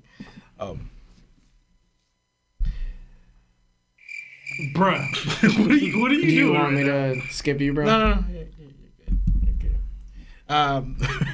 My mind was somewhere else. 'Cause I was thinking about math. Right. It was funny as heck that Luffy. It actually called me back to when Luffy actually tried being a waiter on with Sanji and Bardia? Zeph. The Baratia. And how he was horrible at it. He kept breaking everything, destroying, and also eating the food, right? Just showing that he, mainly the kind of show in the beginning of One Piece that Luffy's skill set is mainly in just combat, you know? But even this, you're not waiting at this point. You're just trying to help Loki giving him food, and you kind of can't even do that because I don't even know why. Simply just giving the food would have been fine, but Luffy just slams it in his face. Funny as heck. And then also, too, it makes you laugh because Loki's saying that I could see the boiling with the soup. Yeah, he still had these bandages around his eyes, right? But he's saying I can see. So him saying that I can see, he's saying that he's saying that he can physically see. So I wonder if it's like Oda's just playing on something. Like, for example, even with Killer, he would wear a mask all the time with no holes to really see through the eyes, but only holes at the bottom for him breathing. But Killer's able to see fine, right? So I don't think we're going to get elaborate at all why Loki has these bandages. Maybe, maybe not, but I'm leaning towards not for Loki. I think Oda, that's just the way he's just going to design him, right? But I thought that was hilarious. And then him, so now we also get confirmation about, because to me it was up in the air before about Loki of like, all right, he was rampaging it. Was it just on Elbaf the entire time? Yeah, you went across Shanks, but did Shanks come here to Elbaf or did you go out to sea? I think now, to me, and maybe I missed it, we got a confirmation that no, he was out sailing and then somehow met up with Shanks and got stopped because he said even to the point where if he would have met up with even to the government knights at this point, he would have became king of the world because he would have got, I guess, it seemed like showing that Loki kind of had a destination maybe. Maybe while he was rampaging, he was going to make his way up to Mary Joa, possibly. Not exactly what Loki said, but you could kind of get maybe an idea through those words if I got that far. By saying that statement, saying that he could have been trying to go to the top to take out everything because you probably know by now who is ruling this world in a way. Not that it's Emu, but the government stands there. So it could have been that was his goal, and why I thought the reason why Shanks stepped in because of his relationship with Elbaf. But also too, now we know now, it also could be could have been protecting Mary Joas if that was Loki's goal, like to get as far as he got was going after Mary Joas. Maybe Shanks stepped in for both. I'm gonna help Elbaf and maybe Mary Joas. That's all speculation there. We don't know yet, but it just made me think of through based off Loki's words, right? And next point. Yeah. So apparently, I guess the other giants don't know where Shanks is. Because remember I said earlier is that why does Luffy just ask any other giant? Why is he just relying on Loki to do it? But no one spoke up when Loki said, "I know where Shanks is." It's like, yeah, we do too. But now it makes you curious. So Shanks did come see you, and why are you the only person out of all the giants that knows where Shanks is going? Why did he tell you, or you just figured it out? Whatever situation, because also too, it's not like you guys have a cool relationship. You guys fought 6 years ago. Then now he's going to, maybe I can see why Shanks would go see him, but why would he tell you where he's going and not any of the giants? The fact that none of them know it except for Loki. So I find that interesting. Another mysterious thing about Shanks and this situation here, right? And I will say, as soon as I saw this silhouette, I was like, oh, that's Rocks. Immediately, I was like, that's Rocks. I was just waiting for the confirmation, but I knew it was Rocks from the get, right? And then we got confirmation where like him pulling a knife, like Whitebeard said, on a kid is crazy. But then I also said a while back, I wonder if it's also due to the fact that they're giants. Mm-hmm. You know, if they're a normal sized human, yeah, they're younger, but someone this size, because I thought of, for example, where Luffy blocked Collins' attacks. He used Haki when he attacked him, right? but Luffy didn't finish it. Actually hit Colin with it, right? But he did attack him, and then he did block with Haki. And also, when the kids were chasing after the Straw Hats, Zoro said, "Yo, should I cut these kids?" Like, you know. And then Usopp's like, Are you serious? No, definitely not. But I want to know because like this attitude. Because I thought of if for Luffy and Zoro, if they were normal sized kids, this wouldn't even be a thought. Zoro cutting them or Luffy blocking with Haki, whatever you wanted. But the fact that they're giants changes things, right? So I thought about that. And also, I know everyone's on the idea, I think differently. Everyone's on the idea that Loki is 20 years old here. I don't think so. I think his age is actually 16, right? The reason why I say that, right? Going by the math, right, of what I was doing, I didn't do a crazy lot of deal, but I did it really quickly. But like, for example, going back to Kuma's flashback, right? When Kuma was a kid, the start of that flashback was 47 years ago. And that's the date I'm using where I believe that is the time here because that's only a few years, about 9 years before or so, before God Valley, right? And where Kuma is a kid and that time span. Because I'm going to hear that I believe that, one, this is before obviously God Valley. And two, I believe this is before Kaido joined the Rocks Pirates, right? Because the reason why it's a short window before God Valley and Rocks actually joining the Rocks Pirates. Because, for example, I'm going to do it this way. 47 years ago is Kuma's flashback, right? And then we know 38 years ago is God Valley. But in between there, 44 years ago, right? Between those two is actually when Kaido meets Rocks at Hajinochu. That's when he joins. 44 years ago. So that's what I'm thinking. If this takes place, again, speculation, if this takes place obviously before God Valley, makes sense, but if you want to add also a factor in before Kaido actually joins the Rocks Pirates, which I believe, if it's not, then it doesn't matter, but if it's before that one, a good time would be from 45 years to 47 years, right? So he could be a little older, like maybe 16 to like 17, 18 years old. But I went with 16 because matching up with Kuma's flashback was 47 Hold years. on, but I'm not understanding. Why would the need for that time period specifically? Yeah, why can't Kaido have been on the crew already? Yeah. I was doing that because of, one, we're not seeing the entire crew. Doesn't mean that the Kaido's not here. But I'm just saying that, because in the whole speculation that we believe that Kaido is Harold's son, right? Okay. I think it'll be more a situation will be like the Elbaf will know more of it if your son kind of came back with you on the Rocks Pirates. I feel like more of the Elbaf Giants or Hydruda would not say make it known, but I feel like it would be more stated. No one on the Giants kind of recognized or said that Kaido was a giant or a part of that family line. This is like, again. Okay, now I'm starting to get what you're saying. Yeah, I think it'll be more like, oh yeah, Kaido was one of us. This is why you need to be writing it down because it would have been a fire theory. So basically, what Lawrence is trying to say is that during the time when Kuma was a kid, 47 years ago, 47 years ago. Right, immediately, like he's just using that as a timestamp. Yeah. Of the farthest back that. You know, the closest that was near the time period of everything that he's explaining further after. So basically, about 44 years ago, Kaido joined the Rocks Pirates. He was 15 at the time. Mm-hmm. But since Rocks wasn't shown in the flashback that we're seeing right now with Loki, Rocks, and Whitebeard, it makes sense that that's the time period that Rocks ended up visiting Elbaf, if that is the spot that Loki is currently at in this flashback. Yeah. I get it now. Makes sense. And because if Kaido did go there with them, they all would have noticed that this guy looks exactly probably like King Harold. Exactly. But we don't get that. And also, too, Kaido is born with horns. You're seeing someone who's like a human, right? Looks like your king and born with horns similar to that of your king. It's like, and he doesn't necessarily look human, you know? Gotcha. Kaido looks, and then his size and strength and everything, it would draw questions. Why does he have horns like our king and looks like our king, right? But no one mentions Kaido's connection with the Giants at all. Damn, this right? is going to be a nightmare editing, bro. I wish you wrote this down, man. It's such a fire, idea. Also, too, I want to add, this is just a side note, matching up to like this is, you could argue this is also around the time where Loki battled Hadruden, right? Because I know we were saying 20 years, right? Because now we know that there's an 18-year difference between Hadruden and Loki, right? So if Loki is 20 years old here, that would make Hadruden like 38. And what I'm saying is, like, we see, using Colin as an example now, 20 years, right? We know that the Giants age differently, right?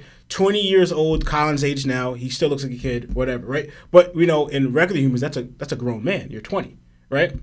But he looks exactly the same from when we first saw Hadruden back at Big Mom's flashback. That's where we got, 18, to when he battled with Loki.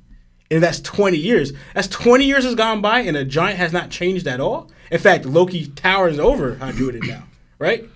But in 20 years? So that's something it doesn't make sense. But if it's only a few years, right? To me, it makes more sense. That's why I also wanted that there. Okay. Yeah. So, yeah. And also, I know this is just a side topic. So off topic wise, I do want to add for the Loki thing. You mentioned about the whole Lola thing and Big Mom. I did notice we never actually heard Loki's side of that aspect. Mm-hmm. I kind of feel like that idea that, Loki was so in love with Lola and they were going to get married, it could have all just been in Big Mom's head because she really wanted this alliance, right? Like, she wanted to move things or whatever. We don't know exactly what Loki did because, to me, like you said, it's not really adding us. What we see of Loki now, his character and his nature, I don't see him just, like, being this love-driven for Lola. Right, where your life seems to be battle, right? Not saying that they have to contradict each other, but I don't see this place here. Would you feel that way if you thought Lola was attractive? Well, also too, I'm going like how Loki views. What I'm understanding is like how the Giants or Loki view humans. No, I feel you. Like he already calling Hadruden a half breed. Exactly. Worthy. Yeah. So if you're viewing this towards humans. And now you have Lola here. What about her, this human, draws you to like, I want love now? Unless he met somebody that beat the hell out of him, and then he learned that there's something more important than the genetics of one's being. And then he furthered that idea with somebody by the name of King Harold, who happened to be his daddy, who his first love of his life was somebody that wasn't a giant. No, maybe. She was a giant. She just wasn't a giant of Elbaf. Yeah, but a woman outside of Elbaf itself. So I could see him even more so being like, this is the real. That's also one of the reasons why I didn't murk my dad, because I sort of agree. I don't have to love somebody from here. And he ended up falling in love because he saw Chiffon. Maybe. Lola. Oh, Lola. My bad. Yeah, Lola. And the last thing I guess I'm going to mention is I was born in the wrong era, right? To me, I wonder that him saying that is like, it's like he said he felt this way about the rocks. Was he really trying to make rocks or one of the, there's no way rocks' dream, but he could have, right? Maybe that's what got Loki to want to join him in the first place, right?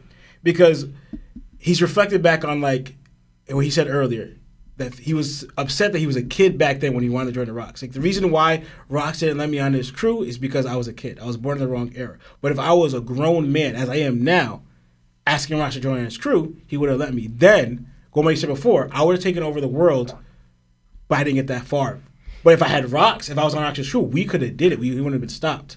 So maybe, in that aspect, like he wanted to be in Rocks' era to join his crew so they could take over the world for whatever dream.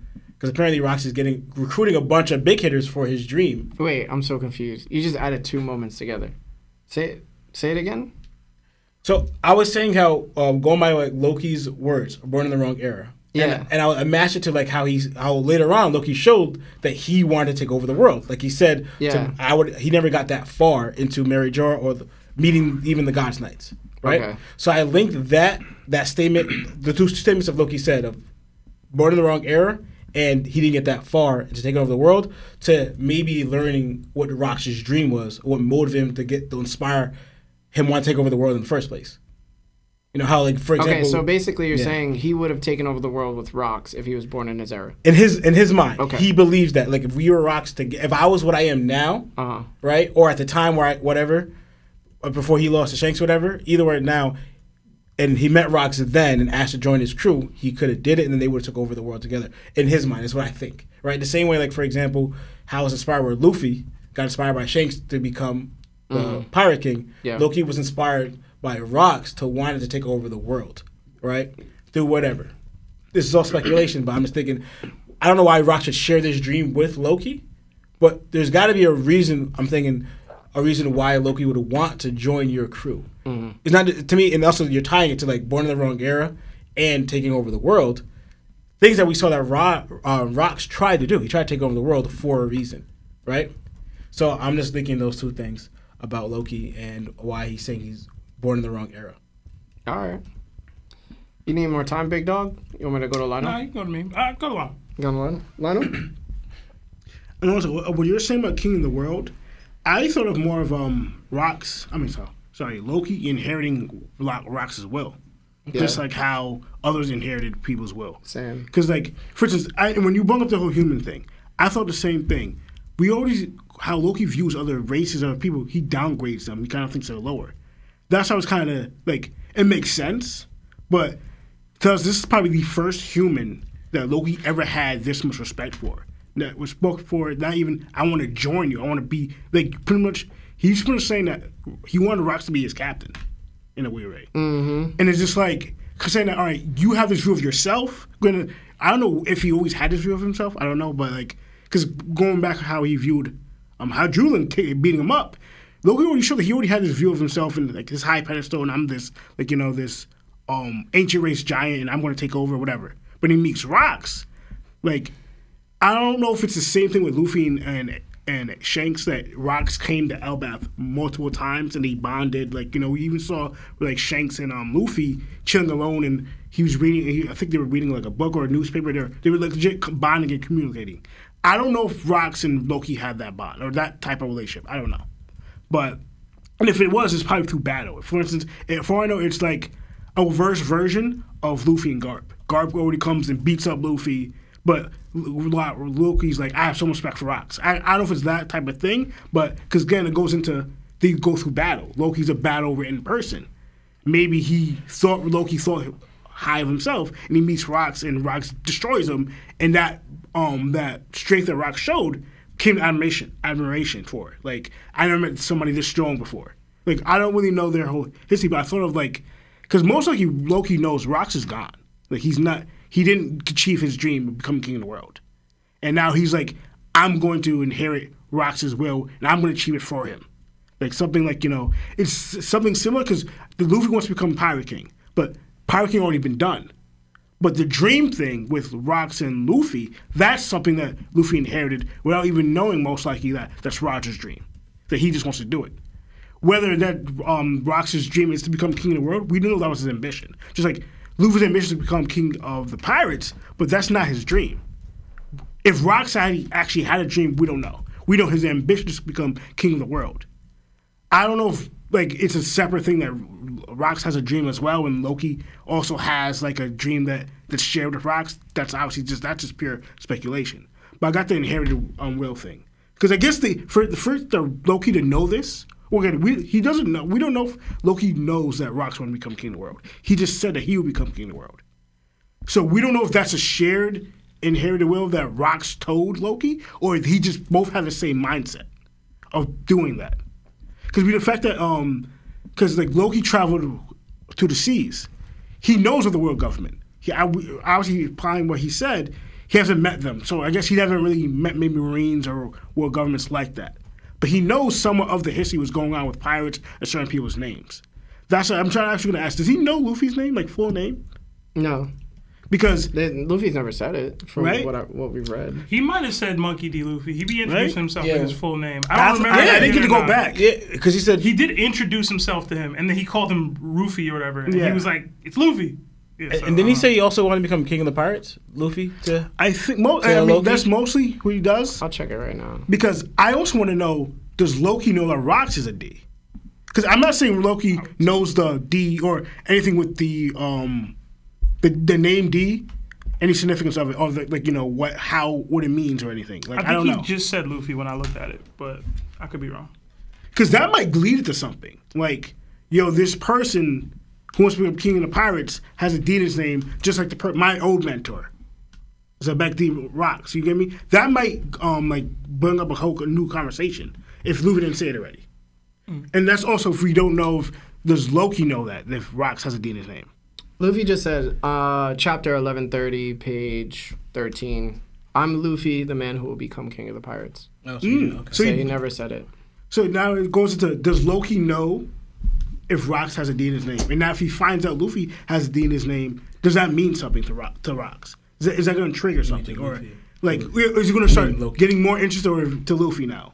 I am interested in Oda purposely hiding that from Loki now. Because I said... Because he always be like, Monkey D. Luffy. Because I find it interesting, this is the second time that I know that somebody might know something, but Luffy doesn't say D in his name. The second person was Crocus. Crocus? Yeah. Luffy doesn't say, I'm Monkey D. Luffy to him. He just says, I'm Luffy, or mentions his first name. Crocus does not know, I mean, obviously now with the newspapers and whatever information, Crocus does not know that Luffy has a D in his name at all. Mm-hmm. And I find it interesting. Luffy always, like we said, always does it. But now you're making him not do it that instance. Now you're doing the same thing with Loki. What does that mean? Like, what is Oda trying to do? Yeah. So I thought that was actually kind of interesting as well. You guys, I'm telling you what else I had. I've actually thought a little bit too, like with Rox's eyes in the silhouette. It's actually similar to how Roger's eyes used to look like when we just see it.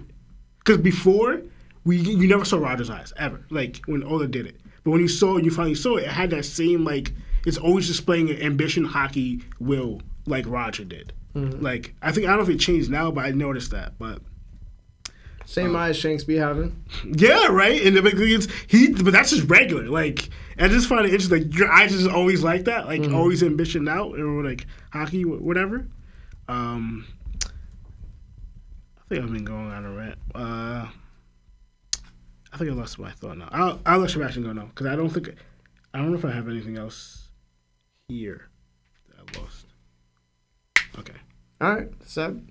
I have a couple things to say. I'll start off with the non-rock stuff. One, Gert's so damn cute, man. Yeah, she made that little thumbs up. I was like, she a little fire. Look at her, fire bro. Little thing. That whole scene of Luffy spilling stuff out, I thought it was hilarious. I thought it was really funny. Yeah, that was funny. And like her reaction was just like, nah, it's cool. And then Sanji hit us with the, what the did he do to make them that mad? I have something else, but I will say it later. Which one? Okay. Harden's face tells me he knew who Loki was referring to. So I don't know if he's outright said, like, I want to be like Rocks or whatever, but like he seemed like he knew where this was going with regards to Loki. All right, so with the Rocks thing. Did Rocks think he was the sun god? Because Loki is seemingly trying to emulate Rocks, and he thinks he's the sun god. And Lionel talks about like inherited wills or dreams that happen in One Piece all the time. And could Loki be saying, oh, I inherited Rocks' will, and I'm the sun god now? Who knows? Could the stem of the Shanks and Loki beef be because Roger and Rocks' beef? Mm-hmm. Because technically, Rocks got jumped by Roger and a Marine. And if I'm inspired by this pirate, who I think is the greatest pirate of all time, and this dude who ended up becoming the Pirate King is out here linking up with the ops to beat my guy, F that guy. That's not what happened, but okay. But if that's how he heard the reports. Well, that's what the reports said. That's what I'm saying. And Loki, it's kind of what happened. Anyway. There was more on Rox's side. I'm just saying, if I'm a kid and I'm a pirate, I want to be a pirate, and my favorite pirate of all, like, put it this way, if some contemporary of Shanks right now jumped Shanks with Akainu and took him out, Luffy gonna be like, yo, F that dude. You out here using the Marines to help you defeat pirates? Like, F you, bro. But Luffy be doing that too. So. Anyway. My mind went 1,000 ways when I was rereading this chapter. Was Elbaf once Rocks' territory? It's legit a possibility. I don't know if it's the case or not, but Chef Sevi, bro. Yeah, but that's what you were gonna say. No, I thought two things, but you say that a lot of another thing I was gonna say. Because Big Mom clearly valued Elbaf so much, and she was a former Rocks pirate, right? Granted, she had a history with Elbaf in general, but it could be because her captain, her former captain, had this land under his banner. And he was, in her mind, the closest thing to the most, like, you know what I mean? Like, I want to do this. Roger became the Pirate King because he went to Raftel, cool. But I want to dominate the world. He wants to be king of the world. I want to be king of the pirates, king of the world, etc.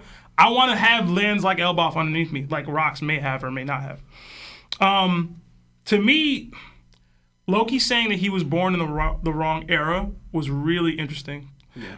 For a lot of reasons. Because one, the ages of giants. Yeah. The way we look at ages or eras, yo, you technically was alive for all the eras, bro. Like, you were alive for every one of these eras, bro. God Valley, Rocks, Roger, Whitebeard, you was alive for all of it, bro. So what era are you talking about? But I get what he meant.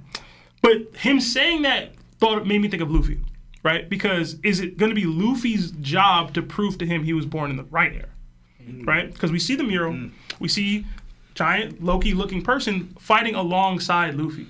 Because clearly, Oda doesn't have this where you're born in the wrong era stuff. You might be a Joy Boy candidate and lose, but like everybody has the same chances as long as they put their will, put their heart and everything into it. So in Loki's case, Luffy's going to be the guy that does all this stuff, right? He ends up doing essentially what Rocks want to do, not to be king of the world, but overthrow the world government, et cetera, right? Is he going to have to show him that? Is he going to have to take part in that and start believing in Luffy the way he believed in Rocks? And I was really interested in that. Many in the One Piece community seem to think that Loki has the dark Nika fruit, right? Or a dark version of the fruit, which is very possible, right? But this could be another dope parallel between the two characters because they're both being inspired by great pirates of the past, but in vastly different ways. Loki is driven by violence and his desire to either end the world or become the king of the world, as he mentioned in this chapter, while Luffy is inspired by freedom and the love of his friends and desire to become the king of pirates, like Roger was. And I mentioned the Rocks and Roger beef, but like Shanks is the direct mentee of Roger. So like, could Loki have went after him because, yo, if I can't get Roger, I'm getting Shanks. You know what I mean? I don't know. That might be too petty, but I don't know. It's fascinating, and I think it's absolutely great that we're getting this because we talked about it last week, where like this is the arc where we're supposed to learn more about what Joy Boy is supposed to be, what it's supposed to represent, what the Sun God is supposed to represent in this world, and Loki seems to be like we talk about Crossroads of Fate and like the options you can go down. He seems to be a different option or a different path the world can go down to me, and Luffy's supposed to be the guy for us because he's the main character of our story, but Loki's the main character of his story. So it's like, where are we going? How will these two paths diverge? And like, will Luffy be able to get Loki to switch up his mentality? Beyond all that, Larry mentioned it, I think jokingly earlier, but everything I just said leads to like, Loki for next Nakama? I don't think we're getting that. I don't think we're actually getting that. He's too big for the ship, in all honesty. He'll be the ship. Like, he'd have to like walk with it or whatever. But no, he's not that big. I thought he's going to fight the wolf guy. Yeah, that's lame though. I know. I was used to it. That's trying to take that thing out with one shot, bro. Yeah, bro. But I don't know. I was just really intrigued by that. More jokingly though, did Harold spin for Loki? My son just got beat down by this grown man pirate who on my land. We just taking that? We just letting that rock? I know I brought it up in our live reaction, but like, Harold's supposed to be this big bad dude too. You're not just beating my kid up, bro. In my hood. You want to know why he's not? Why not? Loki said, "Fight me then."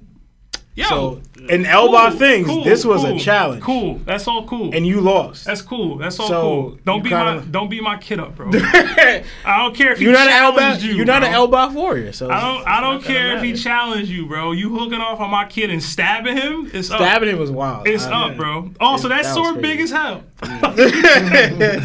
Oh man, I don't know. I'm really interested in what the relationship between Rocks and Harold may have been. Yeah, whether they have one at all. They may have never crossed paths ever. You know what I mean? Sometimes people get beat up and you're not around to deal with it or whatever, and then whatever. But why was he on this island? right? We talk about the mural. There could have been a poneglyph here. There's just history here. Mm-hmm. But my mind, if Rocks is about this domination stuff and I want to build the strongest crew, yo, it's recruiting season. And I want some giants on my crew. Harold a rock pirate? That might be too far. That might be a little too far. But it's not. Is Loki not? Because Whitebeard is in this silhouette. Yep. Getting told to shut up. So, listen, man. He did say he came here not to He came meet. here for something. Yeah, he came here to meet, not you. I think he came for Harold. I think he meant to go Harold. talk to. Like, I think they had a relationship. 1,000%. Yeah, I think he came for Harold. But again, Big Harold. don't be beating up my son, bro. What's up?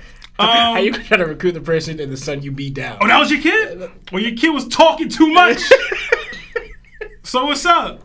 I do want to say this. I know Larry's going to bring it up. I will acknowledge this is pretty much confirmation that Rocks is not a buggy-like figure. So, I know I've been a proponent of the theory being a possibility. I've always said I would prefer Rocks to be strong, but I always thought it was an option. Option is seemingly gone. It didn't make sense. Which is What does Pops always say to Sebastian? Or when we do something stupid, he'd be like, "Yo, stop that foolishness." Well, I haven't heard that in a minute. Yes. I will say the stabbing of a kid is very Buggy-like. I'm just saying. Buggy would have did that. I will say. I want to He's mention. dead. I will say. Dang it! You made me lose my train of. Oh yeah, I was gonna say that when the evidence speaks for itself beforehand, you realize the point that we've been at. You know what I'm saying? Listen. You realize the curve really wasn't that much to turn. Listen. Again, I've always said it was a small chance. Yeah, I said it was a 0 chance. I've just never. I never liked the thought Truth was in the pudding. that it was a 0 chance. And there's a reason for it. You know what I'm saying? We're seeing more. But I want to say because I forgot to mention it. Big up. Yo, through that silhouette of him and Whitebeard, Rocks look a little taller than I thought he was when they first silhouette, man. Yo, because, like, he's in the far distance, and Whitebeard is huge, right? He doesn't look that much, and he's further out. Yeah. He doesn't look that much shorter than Whitebeard, yo. Unless the silhouette height changed. Yeah. At the end of the day, this is still an earlier silhouette than the one that we saw that was at God Valley. So he's still shorter by a large amount. To me, I'm thinking he's probably around or maybe a little shorter than Roger. Like, I think he's around Roger height. He, like, 5'9", bro. Okay. I'm gonna keep it a buck, bro. Luffy only like 5'8". Yeah. Nah. I'm telling you, bro. I think I was familiar with the Lawrence. I think if you're doing the rival thing with Rocks and Roger, I think Roger and Roger are around the same height. But how Shanks and Mihawk, Shanks is a little taller. King and Queen, King's a little taller. Zoe and Sanji, Zoe's a little taller. I think it's that. So you're saying Rocks is 5'6"? He's 5'7". What does Rock's height mean anything though? I don't because it's the rival thing. Remember, like okay. Yeah, that's the the centimeter thing. Yeah, the rival thing. Yeah, but Roger taller. Yeah, well, Roger showed that he wasn't that much shorter than Whitebeard. He was shorter, but like he wasn't like, Whitebeard's just looking down on dude. It's only a thing if it's the 1 centimeter though, right? Because with King and Queen it was 1, Zoro and Sanji's 1, Shanks and Mihawk it's 1, and I think was it Jabra and Kaku? I don't think they were. I don't remember. But like in general, it's 1. If I'm like significantly taller, it doesn't matter. Roger was 9 feet tall. So Roger, he would have to be 8 point. Not, you know what I'm saying? That's what he would have to be. Watch your mouth. Or 9.1. Watch your mouth, bro. Or 9.1. Watch it. One of them lost though. Watch That's what I'm it, saying. bro. He lost. He still lost, bro. Wait, man, so you done? I want to say. Yeah, I'm done.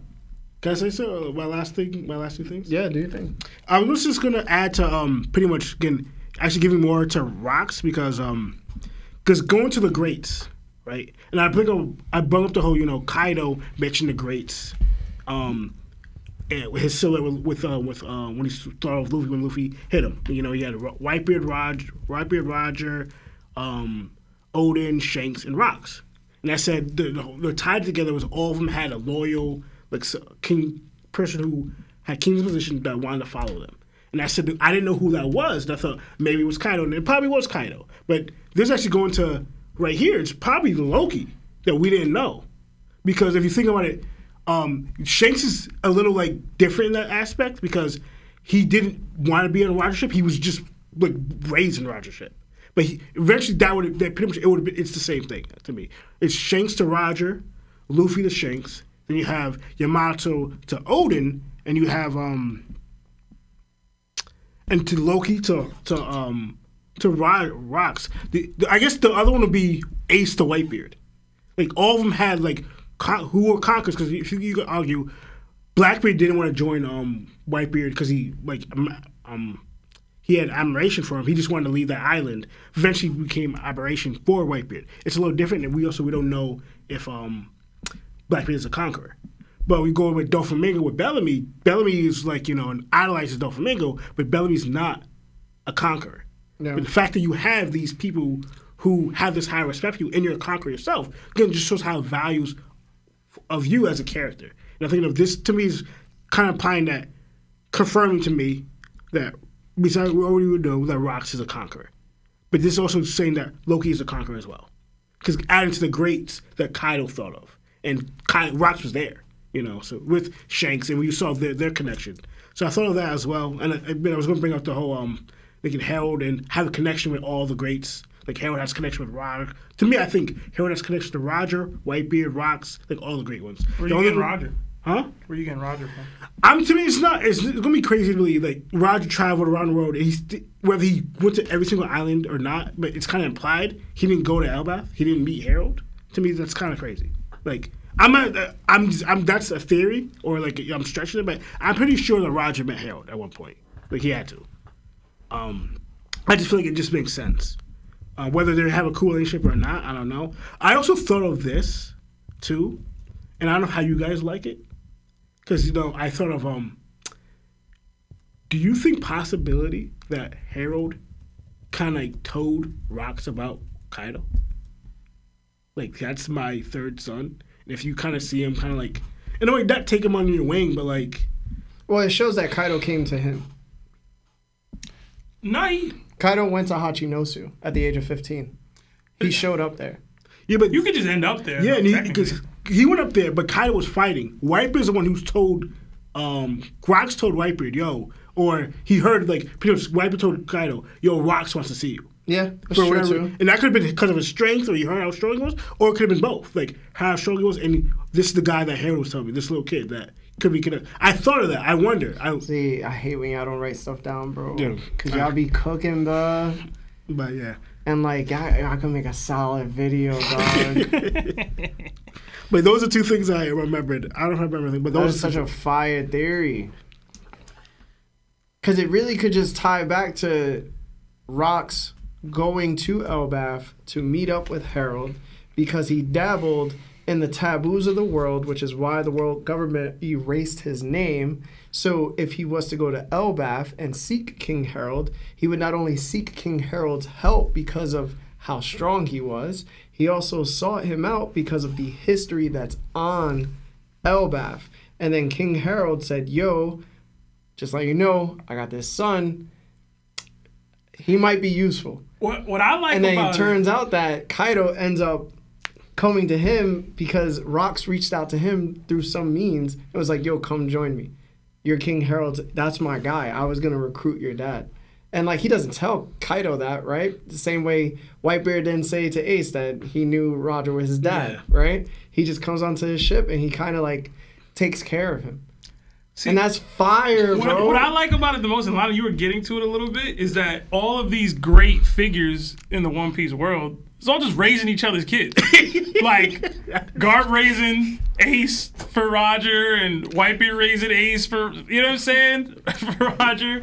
Like, Roger raising Shanks, Garling's kid, apparently. It's just, it's a cycle. Yeah. You raise other great people's kids, but you don't raise your own kids, apparently. I guess that's Harold taboo. did. I guess Harold did. I just thought of like a two thing. One, I think Roger did go because Gabon's here, and I think Gabon probably learned of Elbaf through him sailing with Roger. Mm-hmm. Also, two, that could be the link because when Nami was where Gabon was, one, they didn't know who he was, but Zeus was sleeping because he was awake. Nami wasn't fighting. When Zeus wakes up and sees Gabon, it could be the link to like, oh snap, and then maybe even the mention of Rox Links up to why he mentions God Valley. Yeah. Oh yeah, and if Buggy is Rox's kid, Oh my Roger gosh. raised him too. I would hate that so much. You don't The understand. agenda has been shifted. Oh my gosh. Yeah. Now people are gonna start thinking of it's true. When I know where Rocks, he might mess around and clip Buggy if he found that I was. That's, Yeah.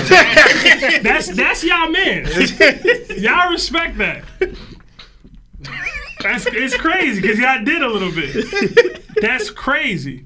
You can have a weak son, man. But you finished? Yeah. Yeah, you finished too. Yeah. Rox D. Xebec has arrived. I can't express how hype I am to see the constant evidence, the consistency, proven that Rox is nothing like Buggy. And let Blackbeard catch this stray real quick. Because despite the fan comparisons, he doesn't hold nearly the same amount of weight either.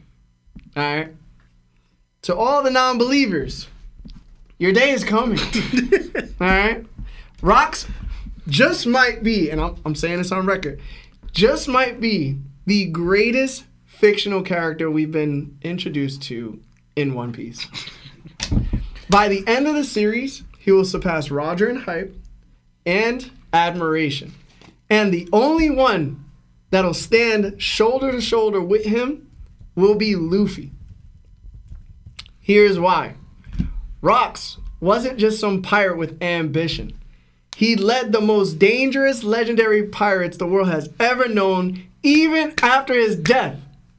His crew included the world's strongest man, Whitebeard, told to shut up. And you know what? He listened. The world's strongest creature, Kaido, who might be King Harold's son and might have made a deal with him. The great yokai Oron, Big Mom, Wang Shi, the man Blackbeard with the strongest paramecia and strongest Logia fruits, couldn't beat by himself and had to team up with Law and Kobe to win in order to become a Yonko. The first man to escape and fell down without plot armor. Shiki, the Golden Lion, who ended up fighting Roger how many times? Garp and Sengoku at the same time at Marineford by himself. Because he ain't want Roger to go out like a slob that he was being at that point. And many more whose names still shake the world today. He was the only pirate confirmed to have 3 Conqueror's Haki users on his crew. Let that sink in, Sam. Because if Loki would have joined, granted he's super young, he probably would have been a Conqueror's Haki user too. Nonetheless, Rox D. Xebec wasn't just Roger's greatest rival, he was the world's greatest taboo. And now we have Loki, who idolizes Rox the same way Luffy looked up to Shanks. Loki adopted Rox's dream to become king of the world, not Pirate King. That's much smaller. What Mihawk say to Luffy at one point? Said, "What you trying to be, young man?" He said, "Yo, I'm trying to be king of the pirates." He said, "Yo, honestly, bro, that's a more perilous path than my own." Bars. Recognizing somebody else's dream is bigger than yours usually tends to make that person much stronger than you are. This was the man who went ahead of his crew to God Valley alone before his crew had to catch up to take on the Holy Knights and the Marines. And then he went to clash with Roger and Garp same time. That man. Oh, I cannot wait for more to be revealed, because when it happens, the whole One Piece community is going to take the fattest L I've ever seen in life. And I'm super happy for it, bro. Rox D. Xebec was the main character before Roger even earned the right to fill his shoes. And I'm dead ass, bro. Rox is that boy. And I just wanted to glaze real quick, man. I needed to glaze. I've been saying this for a minute, bro. When evidence is in the pudding, you just gotta eat it, bro. You can't be looking at it as like, damn, yo, he really could have been Buggy. Yo, how? He could have been Blackbeard. How, bro? He ain't running from a fight.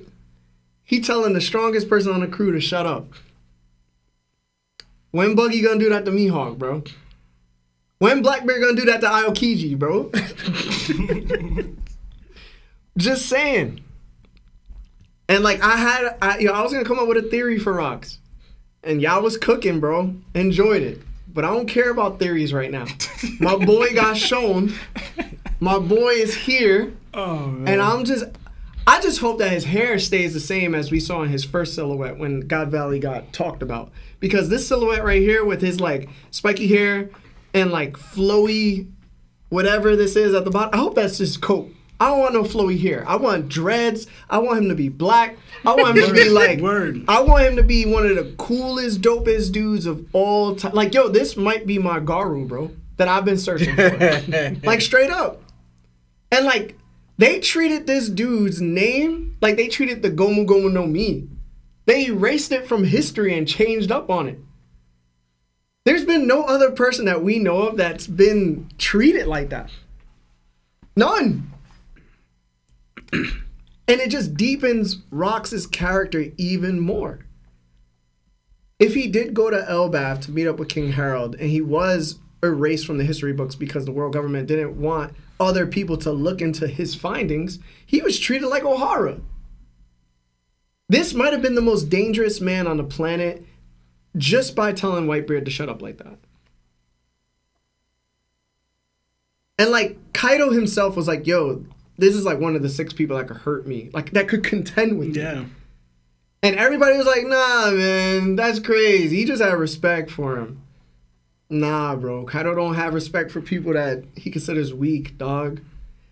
Telling you, y'all believe that the Rocks Pirates were built like the Cross Guilds, and I'm telling you now, it was a bunch of dudes who were Conqueror's Haki users that didn't get along, but they were forced to stay together because they knew Rocks would put them in their place. I'm saying it right now, bro. I'm telling you right now. Because there's no way Rocks would have somebody like Whitebeard follow him and then be disrespected by Rocks and then still follow him afterwards. If you've ever looked at Whitebeard, he don't play around like that. Even when Roger came around, he was like, yo, Roger, we don't play like that, bro. I'm hooking off on you. Whitebeard just went back on the ship and was like, all right, I'm going to drink because like I know I can't beat this dude.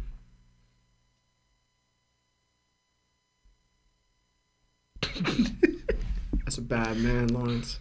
You know Whitebeard was not thinking that at all.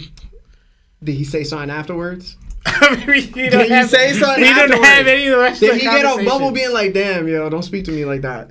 I'm saying later on with Yo, Lawrence, I'm telling you, this is the man we've been waiting for, bro. Like, yeah, like real talk, yo, this is the man we've been. Like I was telling Lawrence, Seb and Taku during our stream, I was like, yo, like I would follow Rocks, bro. I'd be on his crew, bro. Straight up, bro. I can't. I'm telling y'all gonna be in a roof, and plus all the similarities to Luffy already. Like the size he is in comparison to like the figures that were on his ship, like the way Luffy is in comparison to like all the other Yonko before him or any of the other enemies like Bullet that he's ever fought and stuff like that. Like these characters have always been bigger than life characters. Yet this man stands with these pirates who he stands in front of. And then he goes to these islands excited because he gets to do whatever he has to do without them. That's Luffy. Going against the world taboos, that's Luffy. Like, all these things are proven, yo, he was the main character. He was Luffy before Luffy existed. No, I feel that, but do you see that Roger was also similar in that aspect, too? To a degree. Okay. To a degree. But for me, Rock said, and this is where the difference is between Rocks and Roger, and you might not agree, but this is what I believe. Roger settled, right? He settled for being born too early. Rock said, well, even if that is true, and I know the true history before this man does, I'm not going to settle because I don't have these certain requirements in order to change the world. No, I'm just going to force my way to change the world. I'm going to accumulate all that I have to in order to do so. And he tried to do it. And remember, that's the biggest difference between conquerors, is that even when they're on the cusp of losing, they don't ever quit. And I feel like once you're a conqueror, sometimes your limit does sometimes get to a ceiling, right? Like all conquerors kind of have like a ceiling. I feel like Rox's ceiling was non-existent. He didn't believe in settling. He didn't believe in quitting. He didn't believe anything was not possible. He said, yo, everything is possible through my ambitions. If I choose to do it, I'm going to do it. So when you have a conqueror mindset like that, even the greatest conquerors are going to follow you, which is what happened. Because if Whitebeard wasn't on the ship, you have a solid argument that that's not the case. But because Whitebeard's on the ship, there's nothing you can say. Because even now, people try to compare Roger and Whitebeard and how Whitebeard was better than him. Nah, dog. Nah, you ain't comparing if you comparing yourself to Roger, yeah, you ain't comparing yourself to me, dog. All right, but we also have the testimony of Odin, who sailed with both of them and said, no, there's something different about Roger. Kind of showing that there's a greatness to Roger that Whitebeard didn't have. Man, Larry forgot Rock's loss, bro. Larry act like he had these people on his crew in their prime. He had these dudes when they was in college. They went on to be Hall of Famers in the league.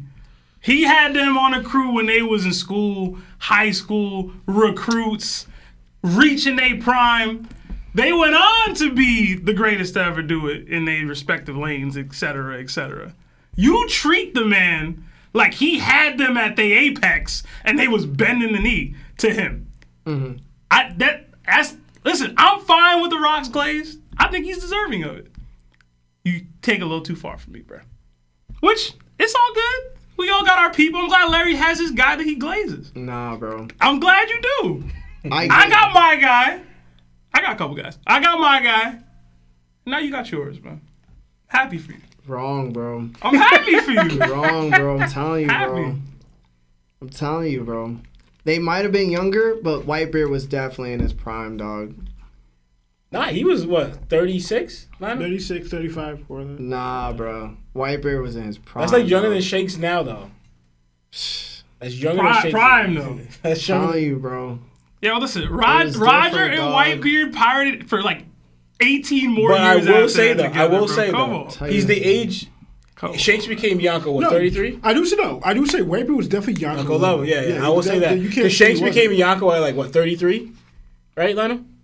This way, yeah, 33. Do y'all think that Whitebeard was Sky Splitter when he was on the Rocks Pirate? Yes. Absolutely. I think Big Mom was You're too. crazy if you think he wasn't. Dude, we legit just said Shanks. This is Whitebeard we're talking about. Shanks became Miyako at 33. Hold on, right? Yeah, hold on. You think Whitebeard's is going to be lesser than Shanks? Hold on. Don't forget too. Kaido was on the Whitebeard, the Rocks Pirates for 6 years. He joined up when he was 15, and then things happened when he was 21. Mm-hmm. And remember, you be saying like, yo, they weren't all in their prime, right? It wasn't. Okay. They said that. Hold on. But look at it this way, right? They were continuously fighting each other for 6 years on that ship. And you have Conqueror's hockey users. And the only way to make your hockey bloom faster was to fight people that are stronger than you. And who are stronger than them?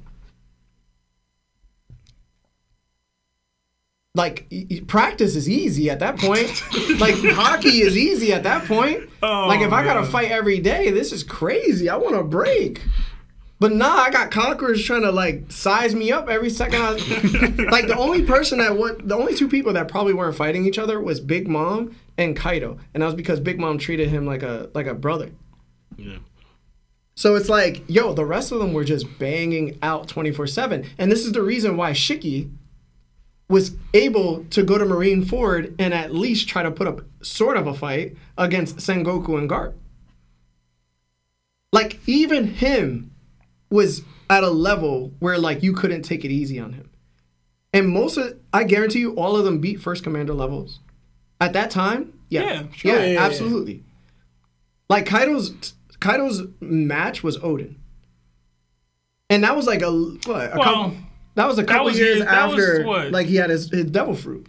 Nah, God Valley is still years after. But what I'm saying is, he definitely built up his hockey during then, and then got the devil fruit and started to become proficient with it. The same way, like, Sabo had his hockey wherever it was, and then he got the devil fruit, and it kind of wasn't mastered. in my opinion. You know what I'm saying? I was say Kaido because if you get Kaido got his ability, like he was fighting all that, got his hockey stronger at 21 and got the fruit 21. He didn't fight Odin until he was 39 years old. Listen, man, that's it takes mad a while, years. Bro. It takes a while, bro. That's mad years. That's longer than Luffy has his fruit. Listen, and Luffy's awakened already. I ain't seen him hybrid form, bro. You the plateau guy, bro. Remember? That's your thing. What are you talking about? I'm telling you, bro. I said he got shot. I didn't think he get. I'm saying when Kaido fought Odin, he was killing Yonko level. Just how long to saying that Shanks is 33 Yonko level, that Whitebeard 36 Yonko level, Kaido's 39, better rocks for 6 years. He didn't get Yonko level by that time. You're crazy, bro. Yeah. Shanks is Yonko level now, and he's been Yonko since 33. You gotta give the same credit to Whitebeard and Kaido. All I know, the age at least 33, they should be able to stop. All I know. Unless you're saying Shanks is that much greater than them, which I doubt you're saying. If you ask Kaido who the GOAT was, he'd still tell you it was Roger. Yeah. What the heck? But going, I believe that because he's on the One Piece. It's fair, but going by because what did Roger achieve? Like because I get you, but Roger achieved it because Roger's still like alive during that time. If things didn't happen the way it happened, which we still don't know what happened. We have no idea how Rocks perished. We don't know. So Kaido said Roger brought this world to his heels using hockey. He ain't saying about Rocks, man. That's all I'm saying. I don't know how did it flip though. When we first saw that panel, when we saw Garp fighting, against all the Rocks pirates, it looked like crazy. And with the switch up with how Rocks and all his crew has to now, Roger and Garp jumping him. Like how did it flip like that? I'm saying Loki may have been misinformed. You know what I'm saying? Like, oh, this dude teamed up with a Marine to take down Rocks. And if it's 2v1, you can still listen. If it's God's Knights over here, the rest of the Rocks pirates over here, the rest of the Roger pirates over here, other pirates, whatever's going down, all fighting, and then Garp and Roger jump Rocks. That's still a jumping, Lawrence. I know. There was a long time you said 2v1 wasn't a jumping, which was the craziest thing you ever said to me, for real. But that's getting jumped. Who did Garp come here for? I was going to bring that up. And I didn't know bro. Hey, the person I came here for. My language, dog. No. The person I come here for. Nah, forget that. Roger, let's team up and that doesn't even fit Garp's character. And one, I don't think it fits. If you really believe that Roger is gonna be like, yo, join me, Garp, in this fight with Rocks. No, they're definitely gonna go at it one-on-one. If the threat is big enough. And you talking like Garp don't jump people. He clearly fought Shiki with Sengoku. Yeah, he's a Marine, bro. They're gonna stack the deck in their favor, period. Yeah, but I'm thinking like Roger, right? It literally said that they had to team up. Well, but that was for the crew. For the pirates. They didn't say for Rocks, but they said honestly, the crew. I actually don't think Roger really came there to fight Rocks. I think he came there to talk to him about something. Listen, I'm gonna tell y'all this right now. If Roger beat Rocks and Garp, dog, I ain't never gonna hear the end of it. You ain't never gonna hear the end of it for me. That's not gonna happen. You know how ridiculous that sounds to me? Yeah, that sounds stupid. That sounds stupid. No, that statement that Roger said, you know how long I've been waiting for this, did not feel like, you know how been long waiting to have this conversation with Rocks? No, but he was coming to see what's up. How they exchange words, they fight and they talk. Like Whitebeard and Roger. But going by what Roger said, he said, wait up, Rocks. Then Rocks said, get out of my way, Roger. Yeah. Like, why are you telling me wait away? Like, the fight? Is there something? Yeah. It's probably the fight, but there's something more. No, the fact I'm also going by what we possibly know that Rocks might know, and the fact that Roger went to Lodestar, the last island, and probably what Roger went traveling around the world with Elbaf and other stuff. There's something that Roger learned about that he wanted to talk to Rocks about something. But I don't know. That's how I'm connected. No, I understand that. True too. No, I understand that. But what I understand is that Rocks came there because something was stolen from him. He's like, I'm getting it back. Roger came there for that. Or are you saying Rocks? No, Rocks came. Because remember, they came to Hashinochu, really Rocks' island, and they took what was his. Oh, yeah. And Rocks is like, I don't care who you are, world government, whatever. You take what's mine, I'm coming to get it back. Right? So Roger's like, yo, Rocks, hold up. Like, yo, we scrapping, I'm here. Rocks is like, nah, I'm getting what's stolen from me. We can settle this later. I'm getting what's mine. We made a lot of assumptions here. Yeah, we are. But the first part when you said, nah, it wasn't assumptions. But, like, we don't know what the... He could have been trying to fight Roger too. No, I believe that he was trying to do that because the pirates, that's what they do. They want to do it. But I just want to, I believe Rox is like, yo, I want to get what's mine, though, for whatever it was. We don't know what it was, what was taken, you know? Egg, but, man. that giant egg. But I just know that Rox, he came all the way to God Valley because what was stolen from him. So he wanted to make sure he get it back, you know? He found out Roger was there later on, but his goal was like, he came here for that reason. Then Roger came here for Rox, and Garp came for Roger. That's why they all showed up. 3Ds. Man's name.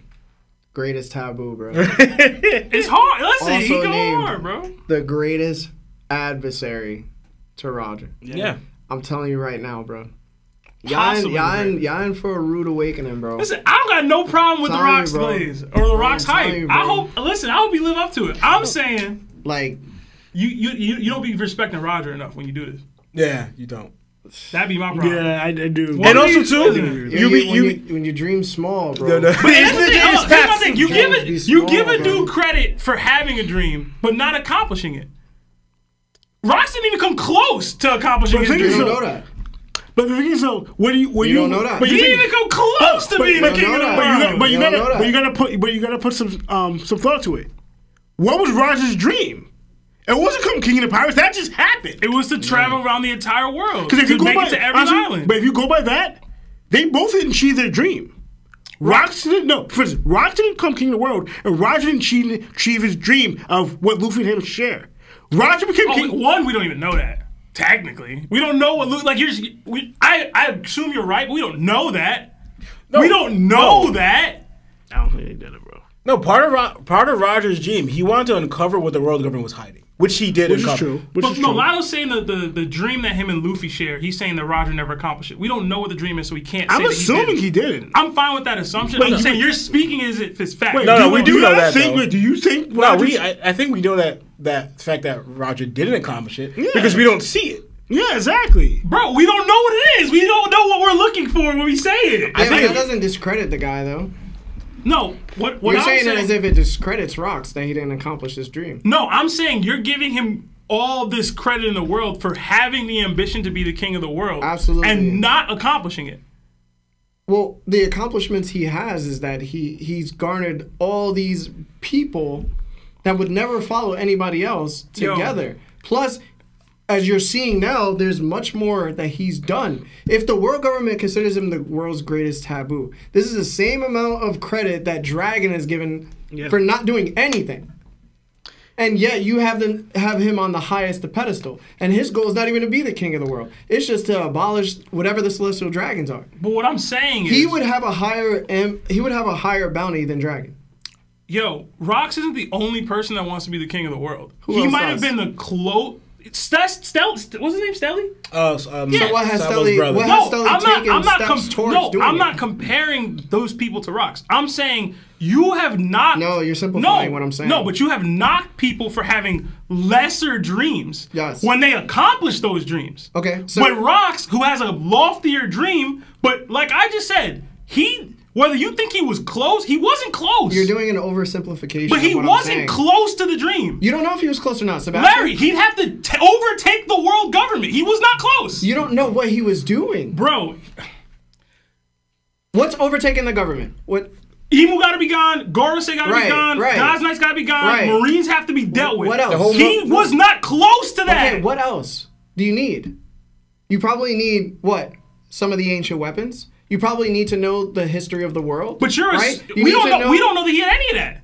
He's called the greatest taboo. He's directly. No, because he was actively uncovering histories and doing things. So we don't know. Hold on. didn't say that, though. No, they were saying that he was dabbling in some of the things that the world government didn't want people to know about. Which is fine. So hold on. So you're always the 1% guy, but right now you're downplaying some of his feats. What I'm saying is, this is his dream. He's actively chasing his dream. Okay. Unlike Stelly, who doesn't have the strength, right? Doesn't have command over people with strength, and is not necessarily taking the steps to go into those dreams, right? To try to accomplish them. Where we have people with smaller dreams who are chasing those dreams, and they have feats that are comparable for their dreams, right? They're much lesser. So everybody's in action for their dreams. What I'm saying is Rox was in action, and also he garnered enough that was more than the next person's lesser dream. We don't know that. We don't know if he had ancient weapons. We don't know if he had. Maybe he did. I hope he did. If he goes to Elbaf, but we don't know that he had that. So this is my point, right? Is that if he's called the greatest taboo, and he's going to Elbaf already, what was the point of going to Elbaf besides meeting one person? If he's known as a great taboo, what else did he go to Elbaf for? It could be the mural. It could be a poneglyph. Okay. It could be anything. So, we just talked about taking over Elbaf as a territory. So that might option. be insinuations regarding him trying to overtake the world through other means. So it like it's been said, in order to be a Yonko, you need strength, you need fame, you need wealth, you need territories, right? For Rox being the king of the world, you need information, you need ancient weapons, and you need the ability to conquer who's in front of you. And unlike Dragon doesn't have the ancient weapons. Dragon only has information, and he only has the ability to go, yo, I'm placing war on you guys right now. So that's all that Dragon has. But Roger seems to be, this is what it looks like. Rox is seeming to be that he's literally garnered everything he can in order to do what he has to do. Maybe. I guess my issue with this is nobody else given the grace of speculation to you but Rox. No, nobody, Larry. Because he look who he has on his crew. Yeah, Bash, like, look what he's called. And I'm not look saying that that's done. not proof positive that he is accomplishing things towards this goal, but you're saying ancient weapon. You're giving him that. Besides strength, what else would Rox be the adversary to Roger for? Well, they compare eras, right? So, who was the number one pirate of the era? That would be the basis of their adversary. Hold on. Not just that, though. But if Roger's also trying to collect these poneglyphs, right, and also trying to find the One Piece at certain points, or trying to learn more information about the world government, Rox is also an adversary to that. Sebastian, I don't bring up what Larry's saying. Think of this. They think of Dragon as the most dangerous man. Why? Because he's actually attacking the world government, right? Wasn't Roger also doing something similar to Rox that he's doing, going to areas that the world government says taboo, right? But none of them get Dragon or Rox don't get the same. I mean, Dragon and Roger don't get this word taboo for that. Well, their actions. But Rox does. No, but Rox does. Why? Why? Because he's dead. No, Bastion, no. They were able to taboo and erase him. Bastion, but the thing is, they were calling him the taboo when he was alive. So if you're going by that, thank you. Rox built it, like for instance, with Dragon, he built an army attacking the world government, right? Rox actually made an organization stronger than Dragon's army to attack the world government. And now you have Rox also doing something similar to Roger, probably at a grander scale, that he's actually probably not just building an army that's stronger than Dragon's revolutionary, but actually getting weapons as well to attack them. So he's probably doing these combined things that why they're saying, yo, this dude is dangerous. Well, this dude I is would tabooing. say trying to get the ancient weapons, not that he actually got them. He could have got one. He may even have gotten one. I'm not saying, listen, I don't think he did, but he may have. What I'm saying is, y'all are basically leaning towards he did with y'all respect for his accomplishments versus I think he might have. You get what I'm saying? Yeah. Okay. And to me, we need to be more on the maybe he did. That I agree he with might be Sebastian. trying to get that. Yeah. I'm not giving him, he got an ancient weapon. Until they tell me he got an ancient weapon, I'm not just giving you that. Yes, but the thing is, it's the fact that his dream is so astronomically big in comparison to other people's that even if he doesn't accomplish it, even if he doesn't get to an ancient weapon, even if he doesn't get to the One Piece, the fact that he might have been close enough in order to obtain those is way more than any of the other people who have actually achieved going to the Laugh Tale. Well, hold on though. So we don't even know. How long did it take Roger to get to Laugh Tale? We don't even know what's on Raft Tail. How long was he a pirate for? But Larry, we don't know what's on Raft Tail. It could be an ancient weapon there. It could be like you get what I'm saying? Like it's so much speculation right now. And also too, we just read from like Vegapunk revealing that the Pirate King is no slow dream. It involves the state of the world. You could literally change the world while becoming Pirate King, and you use what's there to conquer the world. That's the whole thing where like Vegapunk just said, this changes the scope for everybody. Roger's pirates chose not to do anything, but they have the power when you achieve Raft Tail or whatever. You have the power to affect Emu, right? Yes, Rocks was going after both. He was going after that, where Roger just seemed to the Pirate King. Dragon just going after one thing. Rocks seemed to be the both where he's going after what Roger's going after, and where Emu see. He's combining it to make his own whatever, and then investing his massive army with other conquerors to do that. Yes. Right? But alone, the pirate thing, that's what we're reading. What Vegok said. That what Laugh Tale is, what you're able to do there, you're able to affect the world. Right? Rogers wasn't able to do anything because he was dying. Guys, we low-key gotta end this because we gotta finish the chapter. The only thing I'll say is this, right? And super chats. Yeah, you could be Pirate King and affect the world, but that's cool. That's the same way a Yonko affects the world. You're considered a great power. You're not ruling over the Marines. That's not the same. You're That not was minimizing over the Holy Knights. I'm not minimizing it. I'm literally saying if you're king of the pirates, you're just king of the pirates. That's one fraction of the people within the world itself. If I'm literally trying to become more than the Marines, trying to become more than the pirates, I'm trying to become more than the Celestial Dragons, that in and of itself is a greater achievement than anything a pirate king can do by themselves. Accomplishing it would be. Again, if I'm going towards that dream and I'm accomplishing as much as I possibly can, they literally sent like a Gorosei member was on the island. Like Saturn literally was there. For all we know, the Gorosei had to come there in order to take care of him. Well, the strongest Marine didn't care that Rocks was there. Only that Roger was showing up. You get what I'm saying? Like it's, and like you. And I'm not trying to do that as shade. I'm just saying in general. Like, and also too, like for example, like Luffy's dream is become king of the pirates, right? We see how much Joy Boy, Nika, them, right? How much they view that title because that title is associated with Joy Boy and Nika, right? And how the Gorosei and Emu they viewed them as a dangerous to their power. Mm-hmm. So, like, what I'm saying is, right? The only thing is the difference is that, like, that's who won out? Huh? And who won out? Well, if you want, if we want to talk about dubs and people taking losses, who won out? Did Sun God win or did Emu win? Emu won. And Emu's mindset. What was the goal of Emu? To be king of the world, right? And who king of the world? Joy Boy or Emu? It ain't Rocks. Again, you're downplaying Rocks for taking a defeat, right? But it doesn't. You're not also thinking, what did it take to beat him? How much it took to beat him? And how much he probably already accomplished to be called the things that he was called, to be compared to the things he was compared to, to have reign over the people he reigned over. The problem There's is so much evidence pointing to this. It's like sports. In the God Valley situation, oh my God, Rocks should have been favored. He should have won that, and he didn't. Yeah. So I give more credence to the dude that pulled the W and then went on to accomplish his goal. I feel like that's normal. All right, so you want to talk about basketball, right? No, so I'm just saying. So the dude had basketball, the right? deck was stacked in Rocks' basketball, favor, right? All right, so Jordan wins six chips, but how many Hall of Famers did he have on his team compared to LeBron James going against the Mavericks? Taking the bummest of the bums to the chip. What? It's like, bro. It's like, LeBron you mean the Spurs. clearly. You mean the Spurs? The Spurs. Okay. And it's like, LeBron actually was really, really good. And even though he didn't accomplish winning the chip, the way he got there, how amazing he was, the things he accomplished, Jordan didn't do that without help. Right? So it's like, bro, when we're looking at it from this aspect, it's like, there's things in Rock's backstory that we're starting to see that are adding up to this dream.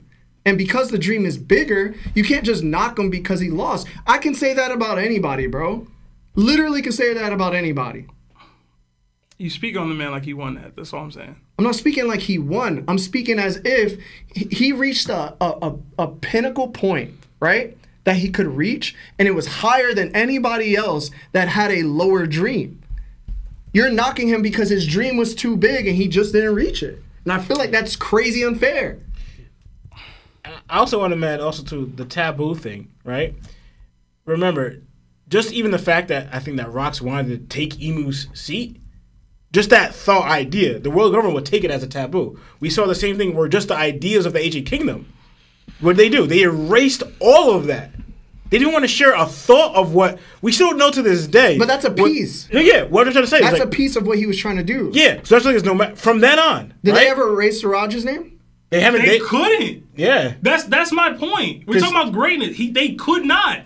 They could not. They couldn't? No. Because he achieved his goal dream. To a degree that they could not. He was world renowned. So now we know that Holy Knights could just pop up at anywhere, right? They could just pop up anywhere. Gorosei members could just pop up anywhere. Okay. But yet they chose not to pop up on Roger while he was chilling for 13 years. With good reason. With good reason for what? They getting smoked. They pop up on Roger. Yeah. They was not beating Roger. So they couldn't invite the Holy Knights and the Gorosei and just okay. jumped him? Roger got Rayleigh and goodbye. You just jumped him. And jumped him. Right, so for them to take care of Roger, to silence this threat, we're gonna get all the Gorosei, all 5, and all the Holy Knights to roll up on Roger's entire crew. Why not? And you think that no one's gonna find out about this? Why? Because the whole thing is to erase all this. No, what would it matter? Because they would have stopped the Great Age of Pirates at that point. No, they would have lost. Unless they bring all of it. No, because even if they did one, the idea of erasing this doesn't. You don't do that because everyone knows about this great war where the famous Roger pirates took on the entirety strongest of the world's government. So did the world know that the Gorosei came through the egghead? That's because they had the ability to silence it afterwards. Right. So what? Like the Gorosei literally pulled up and nobody knew that they pulled up the entire time on egghead. Yeah. Bro, we gotta move on. We gotta finish the chapter and we have a lot of super chats. We just gotta agree to disagree, man. Listen. Yo, I'm telling y'all, bro. Roger Mago. That's all right. It's all right. We don't gotta agree on anything, bro. Yeah, y'all gonna see in due time. Watch. Yeah, you're gonna see, bro. Yeah, do your thing. You're gonna see, bro. Anyway, do y'all even got anything for the last part of the chapter?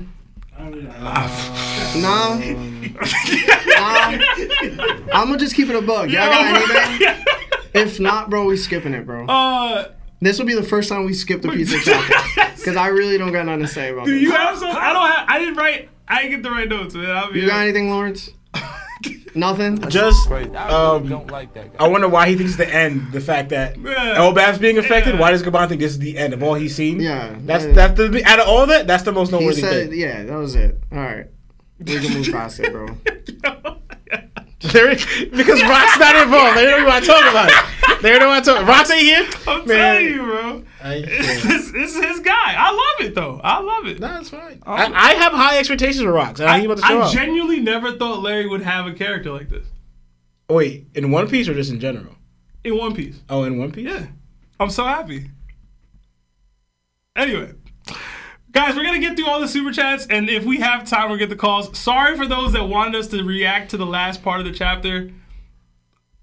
If you want that, me and Larry did that with Taku, technically. So, enjoy. But we got $5 from Needless. It says, my tax returns ain't in yet. Larry, stop holding out, man. I got to feed my family. Y'all going to watch the new episode of One Piece. My name's Needles. Is it Needles or Needless? It's Needless, yeah. By the way, hashtag Larry Tax. It's Needless. Not today. We don't got time today. Mm-hmm. Another 26 months. Knock'em stats from Nertaku. It says, Lur and Seb both had wild takes Saturday. Hashtag successful stream. It was a great stream, man. I enjoyed myself. We said some wild things. We be wild. Another 10 Canadian from DDASB. It says, yo, just saying Roger would never talk to Whitebeard like that. Rocks is just different.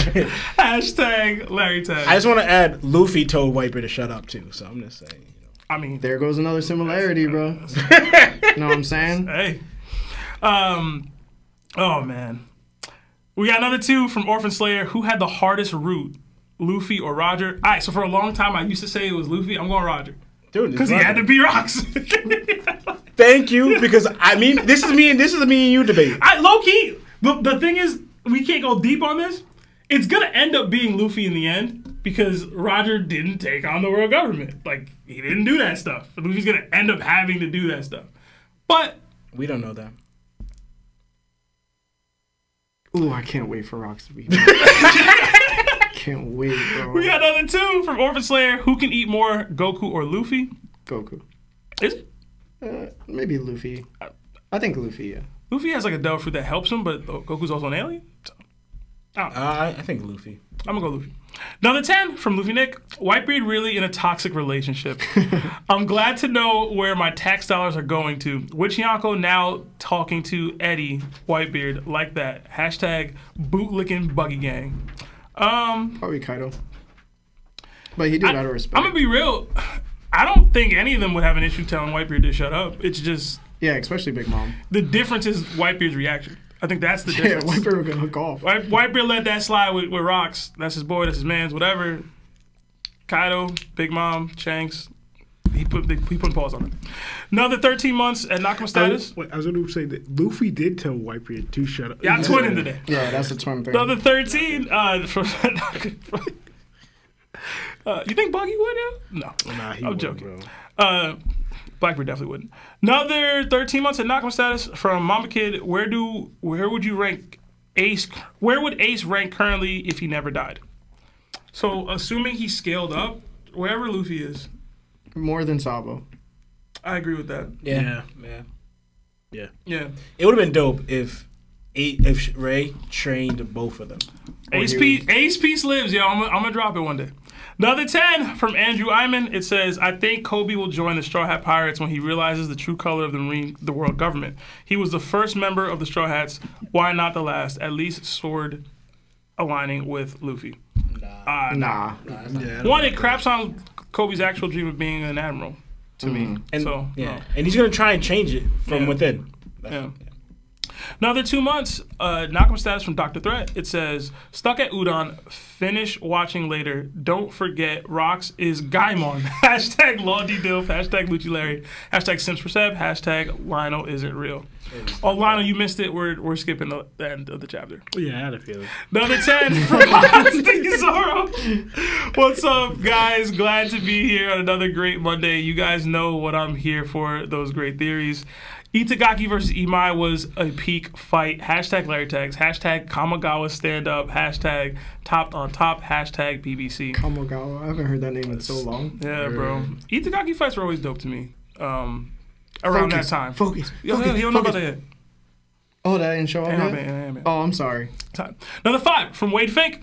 Larry, a top tier gaslighter. Oh, wow. The YouTube crashed on me, my bad. So Sebastian just wanted to say that. It crashed. You saw it crash live, bro. All right. Larry, a top tier gaslighter. Always trying to gaslight Sebtino, and Lionel is here. Will he be here for 200? It's 2 weeks from now. Hopefully I don't get sick. Another 2 from Jonas C. Kairu. It says, the time is because OP is moving to a different time.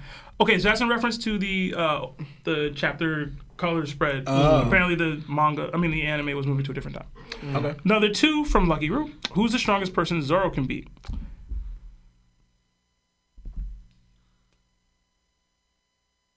Green Bull. Yamato.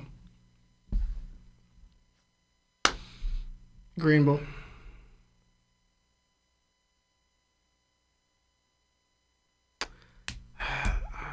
Kind of want to say. You said Yamato?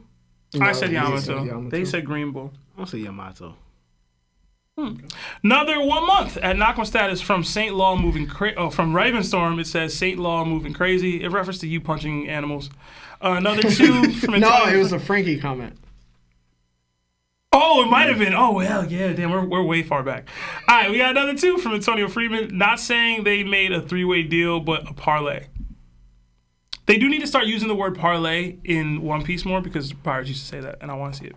Another 5 from Pastor C. Battle of the Underground. Dory and / Bragi versus Nolan / Kalgara. Who you got? Nolan / Kalgara. Oof. That's a really interesting fight, bro. It's a crazy speculated battle. Because you could easily say that Nolan probably had conquerors during that one scene. You remember that when right before he got stuck in an earthquake, and then Kungara was probably the same. I'll say this. You could probably say they were both conquerors. I'm gonna go with Dory and Bragi Yeah. Just because they're supposed to be Elbaf warriors, and I've always had my, they were only weaker because they weren't eating Elbaf's actual food theory.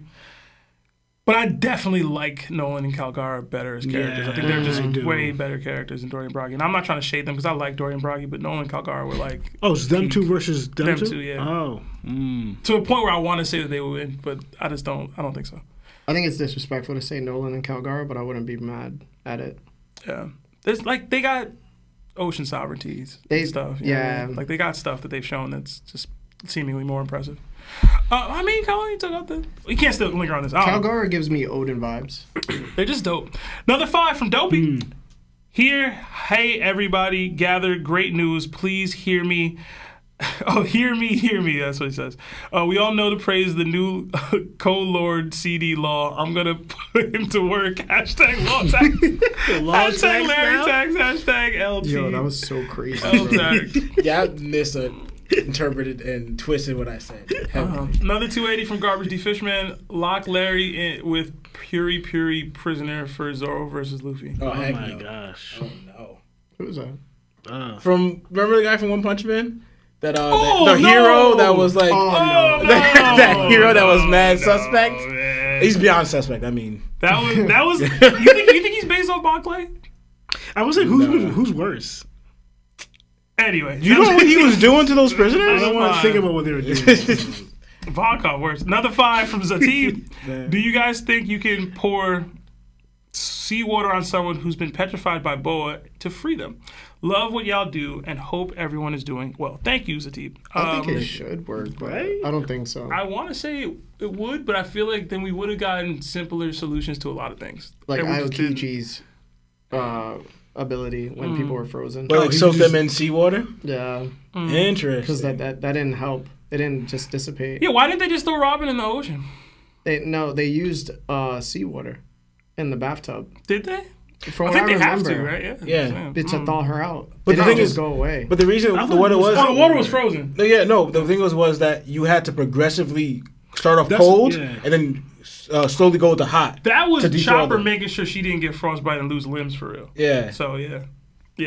Anyway, another 2 from Zoro for Sword Style. CD Larry said, "Just call it an internship." With a wink. I didn't say call it an internship. Yeah. I said, "What is it then? An internship, Lawrence?" Crazy, bro. And he said, "No." He's trying to help me out. He's trying to help me out in business advice. Crazy, bro. Another 20 from the world, though. It says, "Here, Larry, saw you take the money out of the blind guy's cup." Hashtag Massa Larry. Hashtag, oh my God. Well, I don't know it's Italian. Jesus, Zawardo, bro. So I know Italian. What? Yo, there was like one. Somebody timestamped it in the comments where like you said something and it was so incoherent. It sounded like you were speaking Chinese. It was so hilarious to me. I'm gonna find the video. It's like 3 weeks ago. It was so funny. I gotta find it. Another 2 from Pastor C. Do y'all think we'll ever see how objects eat devil fruits? I hope so. Yeah, eventually. Because it's never made sense. Another 5 from Jonas C. Kairu. I'm not Mr. E. Credits go to him and Larry for my theory. Oh, okay. My bad. My Discord name is the same as my YouTube name. Okay, so Jonas C. Kairu. All right. Another 5. Thank you guys for the super chats. Yeah, Canadian. It says, since 2 out of the 20 kingdoms of the world government are in the Grand Line, is it safe to assume all 20 are there as well, maybe trapped inside the Calm Belt? Yeah, I think they're all there. I would say so, yeah. Another 2 from Luis Lopez. Zoro needed Sanji to help take down fake queen. All right, Joe. All right, listen. Y'all be wild, bro. That's funny. Y'all be wild, bro. That's so funny. Another 2 from Sin Pharaoh, but no super chat attached. Next time, let's know your thoughts. Another 2 from Austin Gregg. Forgot to ask Garp and Kobe asking and Queen. I don't know what that means. Yeah, I don't know what that means. Thank you, though. Yeah. Another 11 months at Knockman status from Cuddy Flam. Can Mihawk double jump? He'll look like Dante from Devil May Cry. Oh, he looks so dope doing that. And I think he can, in all honesty. That's why he's stepping up. Can Mihawk double jump? Man, I've seen the whole thing. Yeah. Jump good. Yo, the Devil May Cry anime dropped. All right? Mm-hmm. I want to see that. It was mid. Okay. Another 5 from Marquito. It says, since Kuma has a Bible, what you think his favorite verse is? Larry's is Matt 22:21. Payback, therefore, Larry's thing to Larry. That is crazy. He called you Wow, Caesar, bro. Yeah, it says wild. for paying taxes, it says pay back Caesar's things to Caesar, And, but they yeah. replace Caesar with you. So pay back Larry's things to Larry. So pay you money. Is it 'cause of disrespectful? It's tax. Yes, it's another way of saying the Larry tax. Yeah, that was the most creative way to say Larry tax. Yeah, it was. was actually. It was actually really clever. Okay, so Because I remember that. It was very clever. thumbs actually. up Yeah. for creativity. It was very You made clever. the twins laugh. Oh man. Also, they said, Hashtag. what's Kuma's favorite verse in the Bible? Oh yeah. I don't think he's holding a real Bible, to be honest. So, But if he had a favorite verse, what do you think it would be? probably something with love. The greatest of all things, the greatest of these is love, probably. And what number was that? It's like Corinthians chapter 13, verse.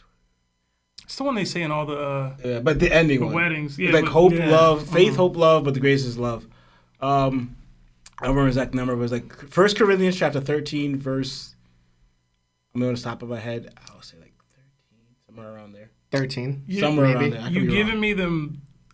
We had to recite them Bible verses flashbacks. Now let us go to When sleep. Dad had us in the room. Terrible.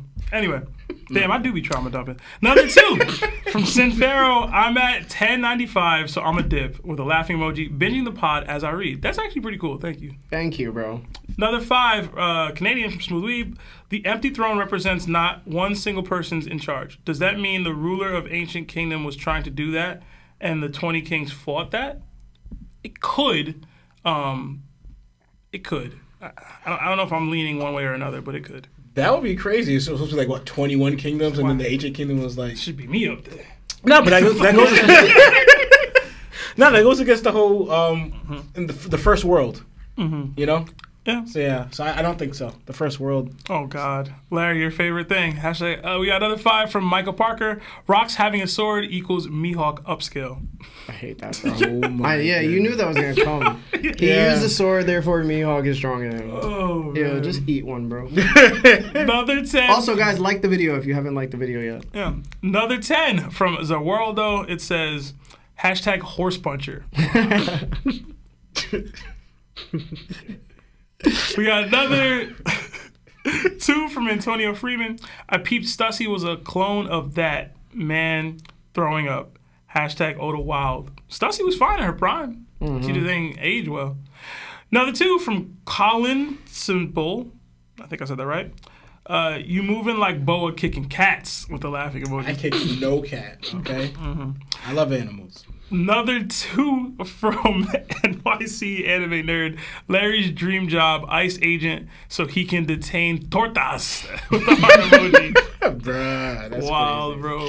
Another 2 months at warlord status from Jeremy Hagler. It says, finally understood the white tax after Seb getting mad with the black hands. Hashtag white fan. Hashtag peace. My fault. Another Yonko joined the crew at Kaiba Corporate, so enjoy all the emojis that come with being a Yonko, our highest tier of membership. Another 10 from Press Sadat. Luffy avoids being a hero, choosing his own path.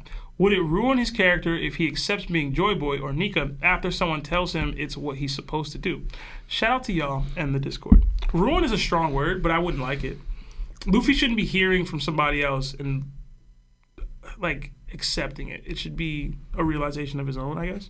And I can so see Luffy if someone telling him, "Oh, you're Joe, but you're supposed to be doing this." He'd be like, "Nah, I'm okay." Kind of saying another way, like, "No, he's gonna do what he wants," Yeah. and it will be that anyway, like what he's supposed to do. But Luffy's gonna rebel against it. And I mentioned this last week. In general, this is why Oda's set up where like dudes who care about the overthrowing of the world government, like Sabo and Vivi, are dear to Luffy's heart. So if they're ever involved in it, if they're ever tasked with it or harmed by it, Luffy will take action. It'll likely never be a Luffy realizes, oh, the world government needs to go for reasons. But maybe. I could be wrong. Another 5 from Bougie B. It says, enjoy the pod. Still waiting on DDTs, but sadly Oda announcement at the end of One Piece, but it means from chapter 1145 and episode 1124. Peak fiction incoming. I didn't know that. If I read that correctly, I don't know. DDTs are coming back, y'all. They are. Another 10 from Jonas Sikaru. Luffy is the sun, Emu is the moon that steals the sun's light, and Blackbeard's the darkness when the moon eclipses the sun. Blackbeard equals pirate final villain, Emu equals freedom's final villain. I agree with that piece, 100%. Okay. The metaphors, sure, but that piece, yeah. Another 5 from Chancho. Scopper Loki's plan. Luffy is that man. It doesn't matter. Straw Hats in 5. I didn't read this video like Shannon part. Straw Hats in 5. You gotta do it again then. You gotta say it like Scopper. It doesn't read. Scaban, plan, Luffy's man. It doesn't read the same. Yeah. My bad, bro. Hashtag white tax viewer. White viewer tax. Another 15 Australian from CG Whitlock. Do you think when Luffy ballooned to save the falling giants, he should have instead used Gear 5 to change the ground to rubber, which would have better stopped the momentum to remove the fall damage? Hashtag Larry tax? Larry tax. Like TACKS. I don't think it matters much, to be honest with you. No, he didn't go gear. I mean, 5th gear, right? No, he just went like. That's what he's saying. himself. He said he should have went gear 5 to change the ground instead. It could have been more effective that way. They would have. I don't know. Another 5 from SSJ. This is my second time paying my taxes. Who wins, Oars or Loki? What? Loki. Loki. Yeah. He destroying ours. Honestly. Another 5 from David Stenson. What if Dragon's Bounty is never shown because it isn't berries, but it's actually a lineage and allowed him to become a celestial dragon? That's why he's the most wanted man. What? Lineage. What? So basically, the monkeys were lineage celestial dragons at one point. So his bounties are more like a lineage? Flamingo was a celestial dragon. I don't think that had a huge impact on his bounty total, right? Yeah, true. And also, too, they legit know that Luffy is Dragon's son. And, you know? I don't know. And he has the Gomu, no, whatever. So. Yeah. We got another 5 from More Images Official. It says, make sure you pay your Larry tax or he'll come for you. Hashtag, he ain't got nothing better to do. Why did I say that? We did get another 2 for More Images. It says, you can just call me More, by the way. Okay. All right. Thank you, More. Another, oh my God. Stop doing that. Oh my God. Stop doing that. All right. Another 100 SEK from Ruined King.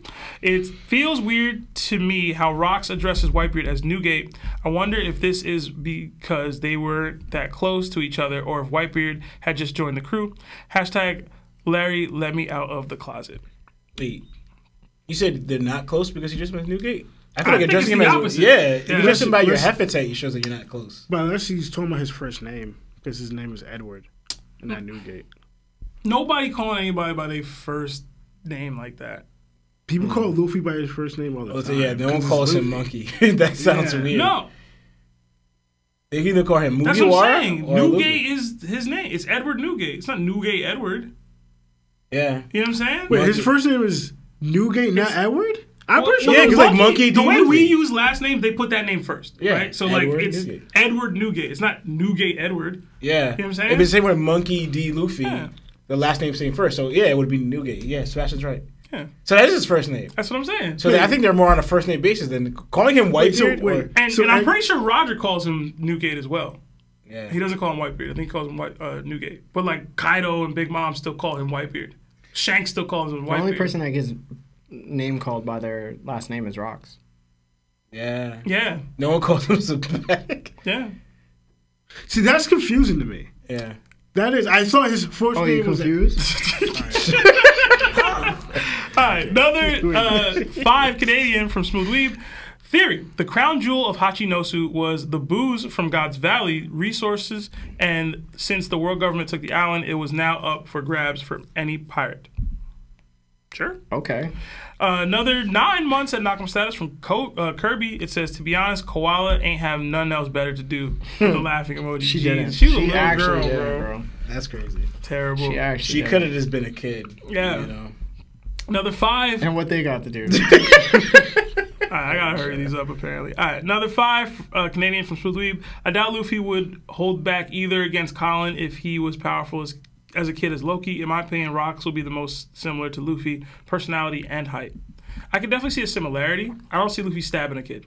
Another 5 from Kevin Mood. Why do you guys think Cat has a lower bounty than King, Queen, and Marco if he's stronger than all of them? As some people say, hashtag Marco's not trash, hashtag BBC. 1, bounties have never directly represented strength.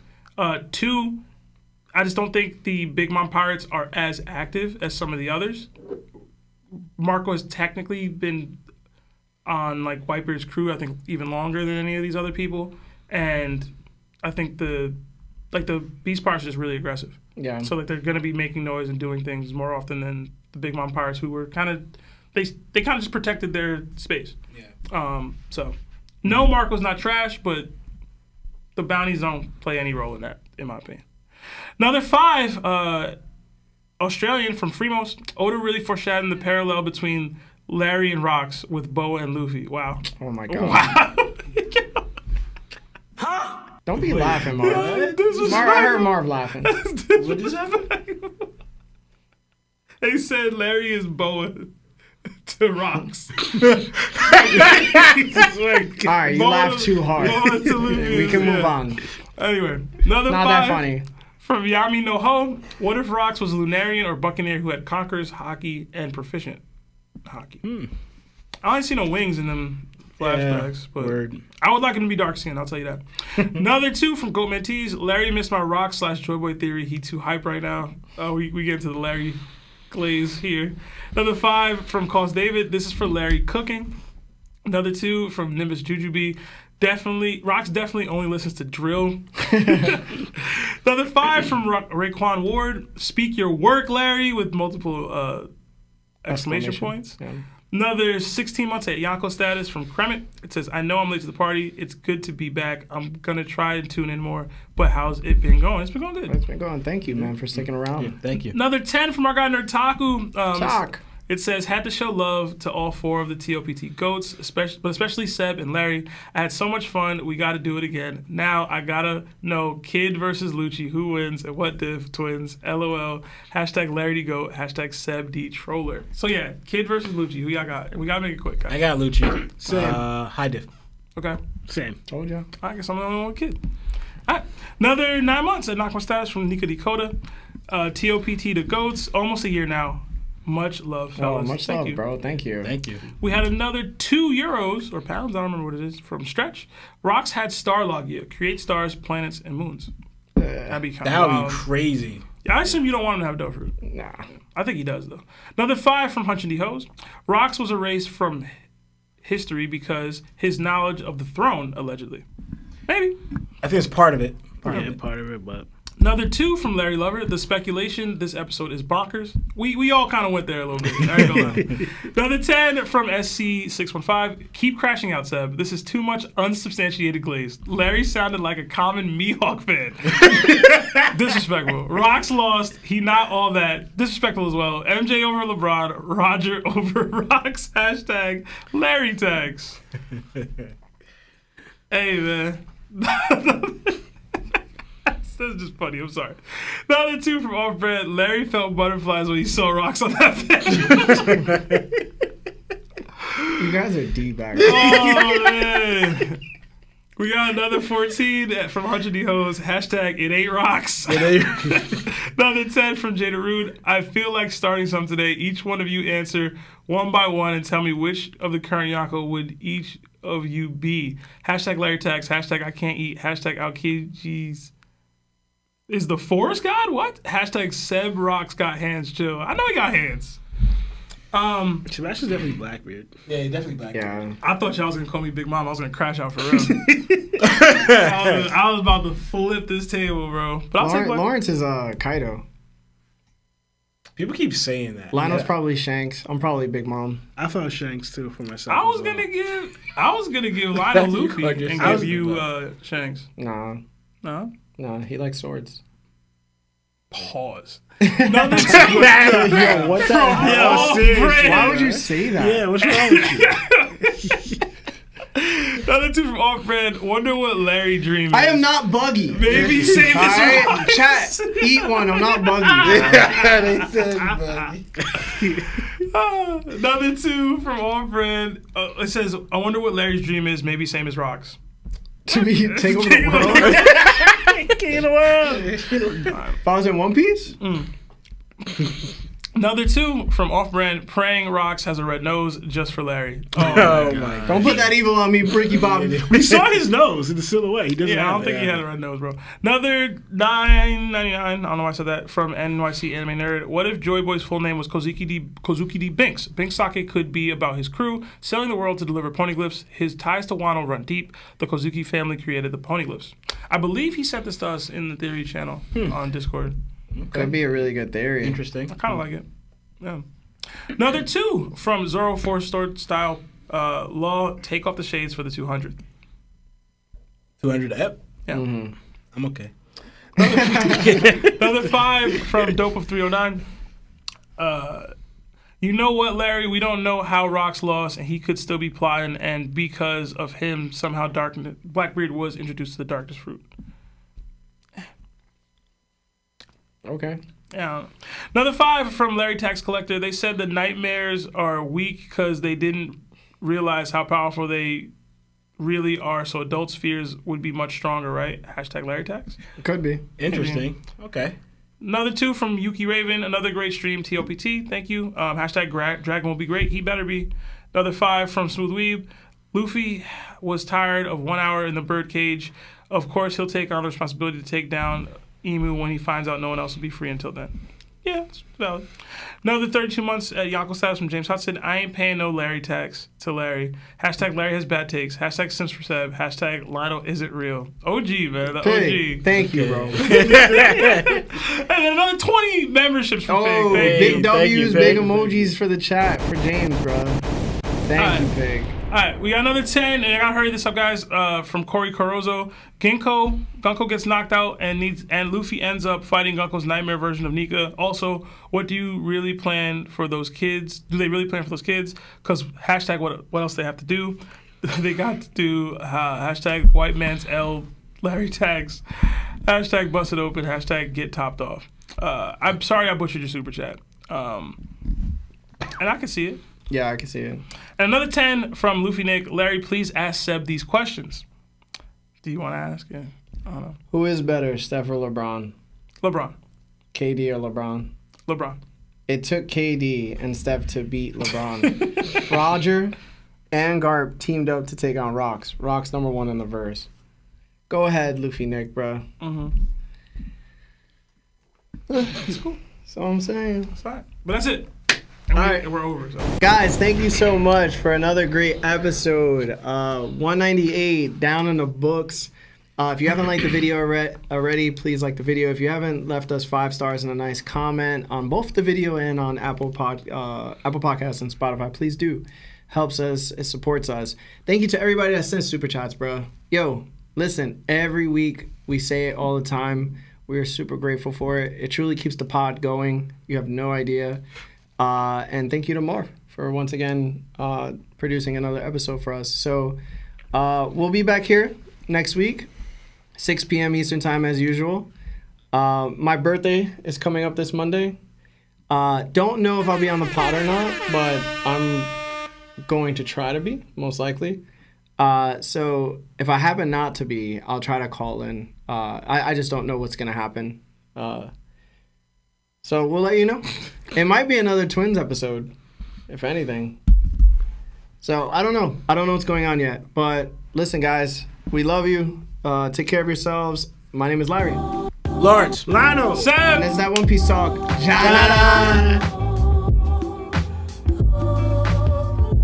And one of his heart.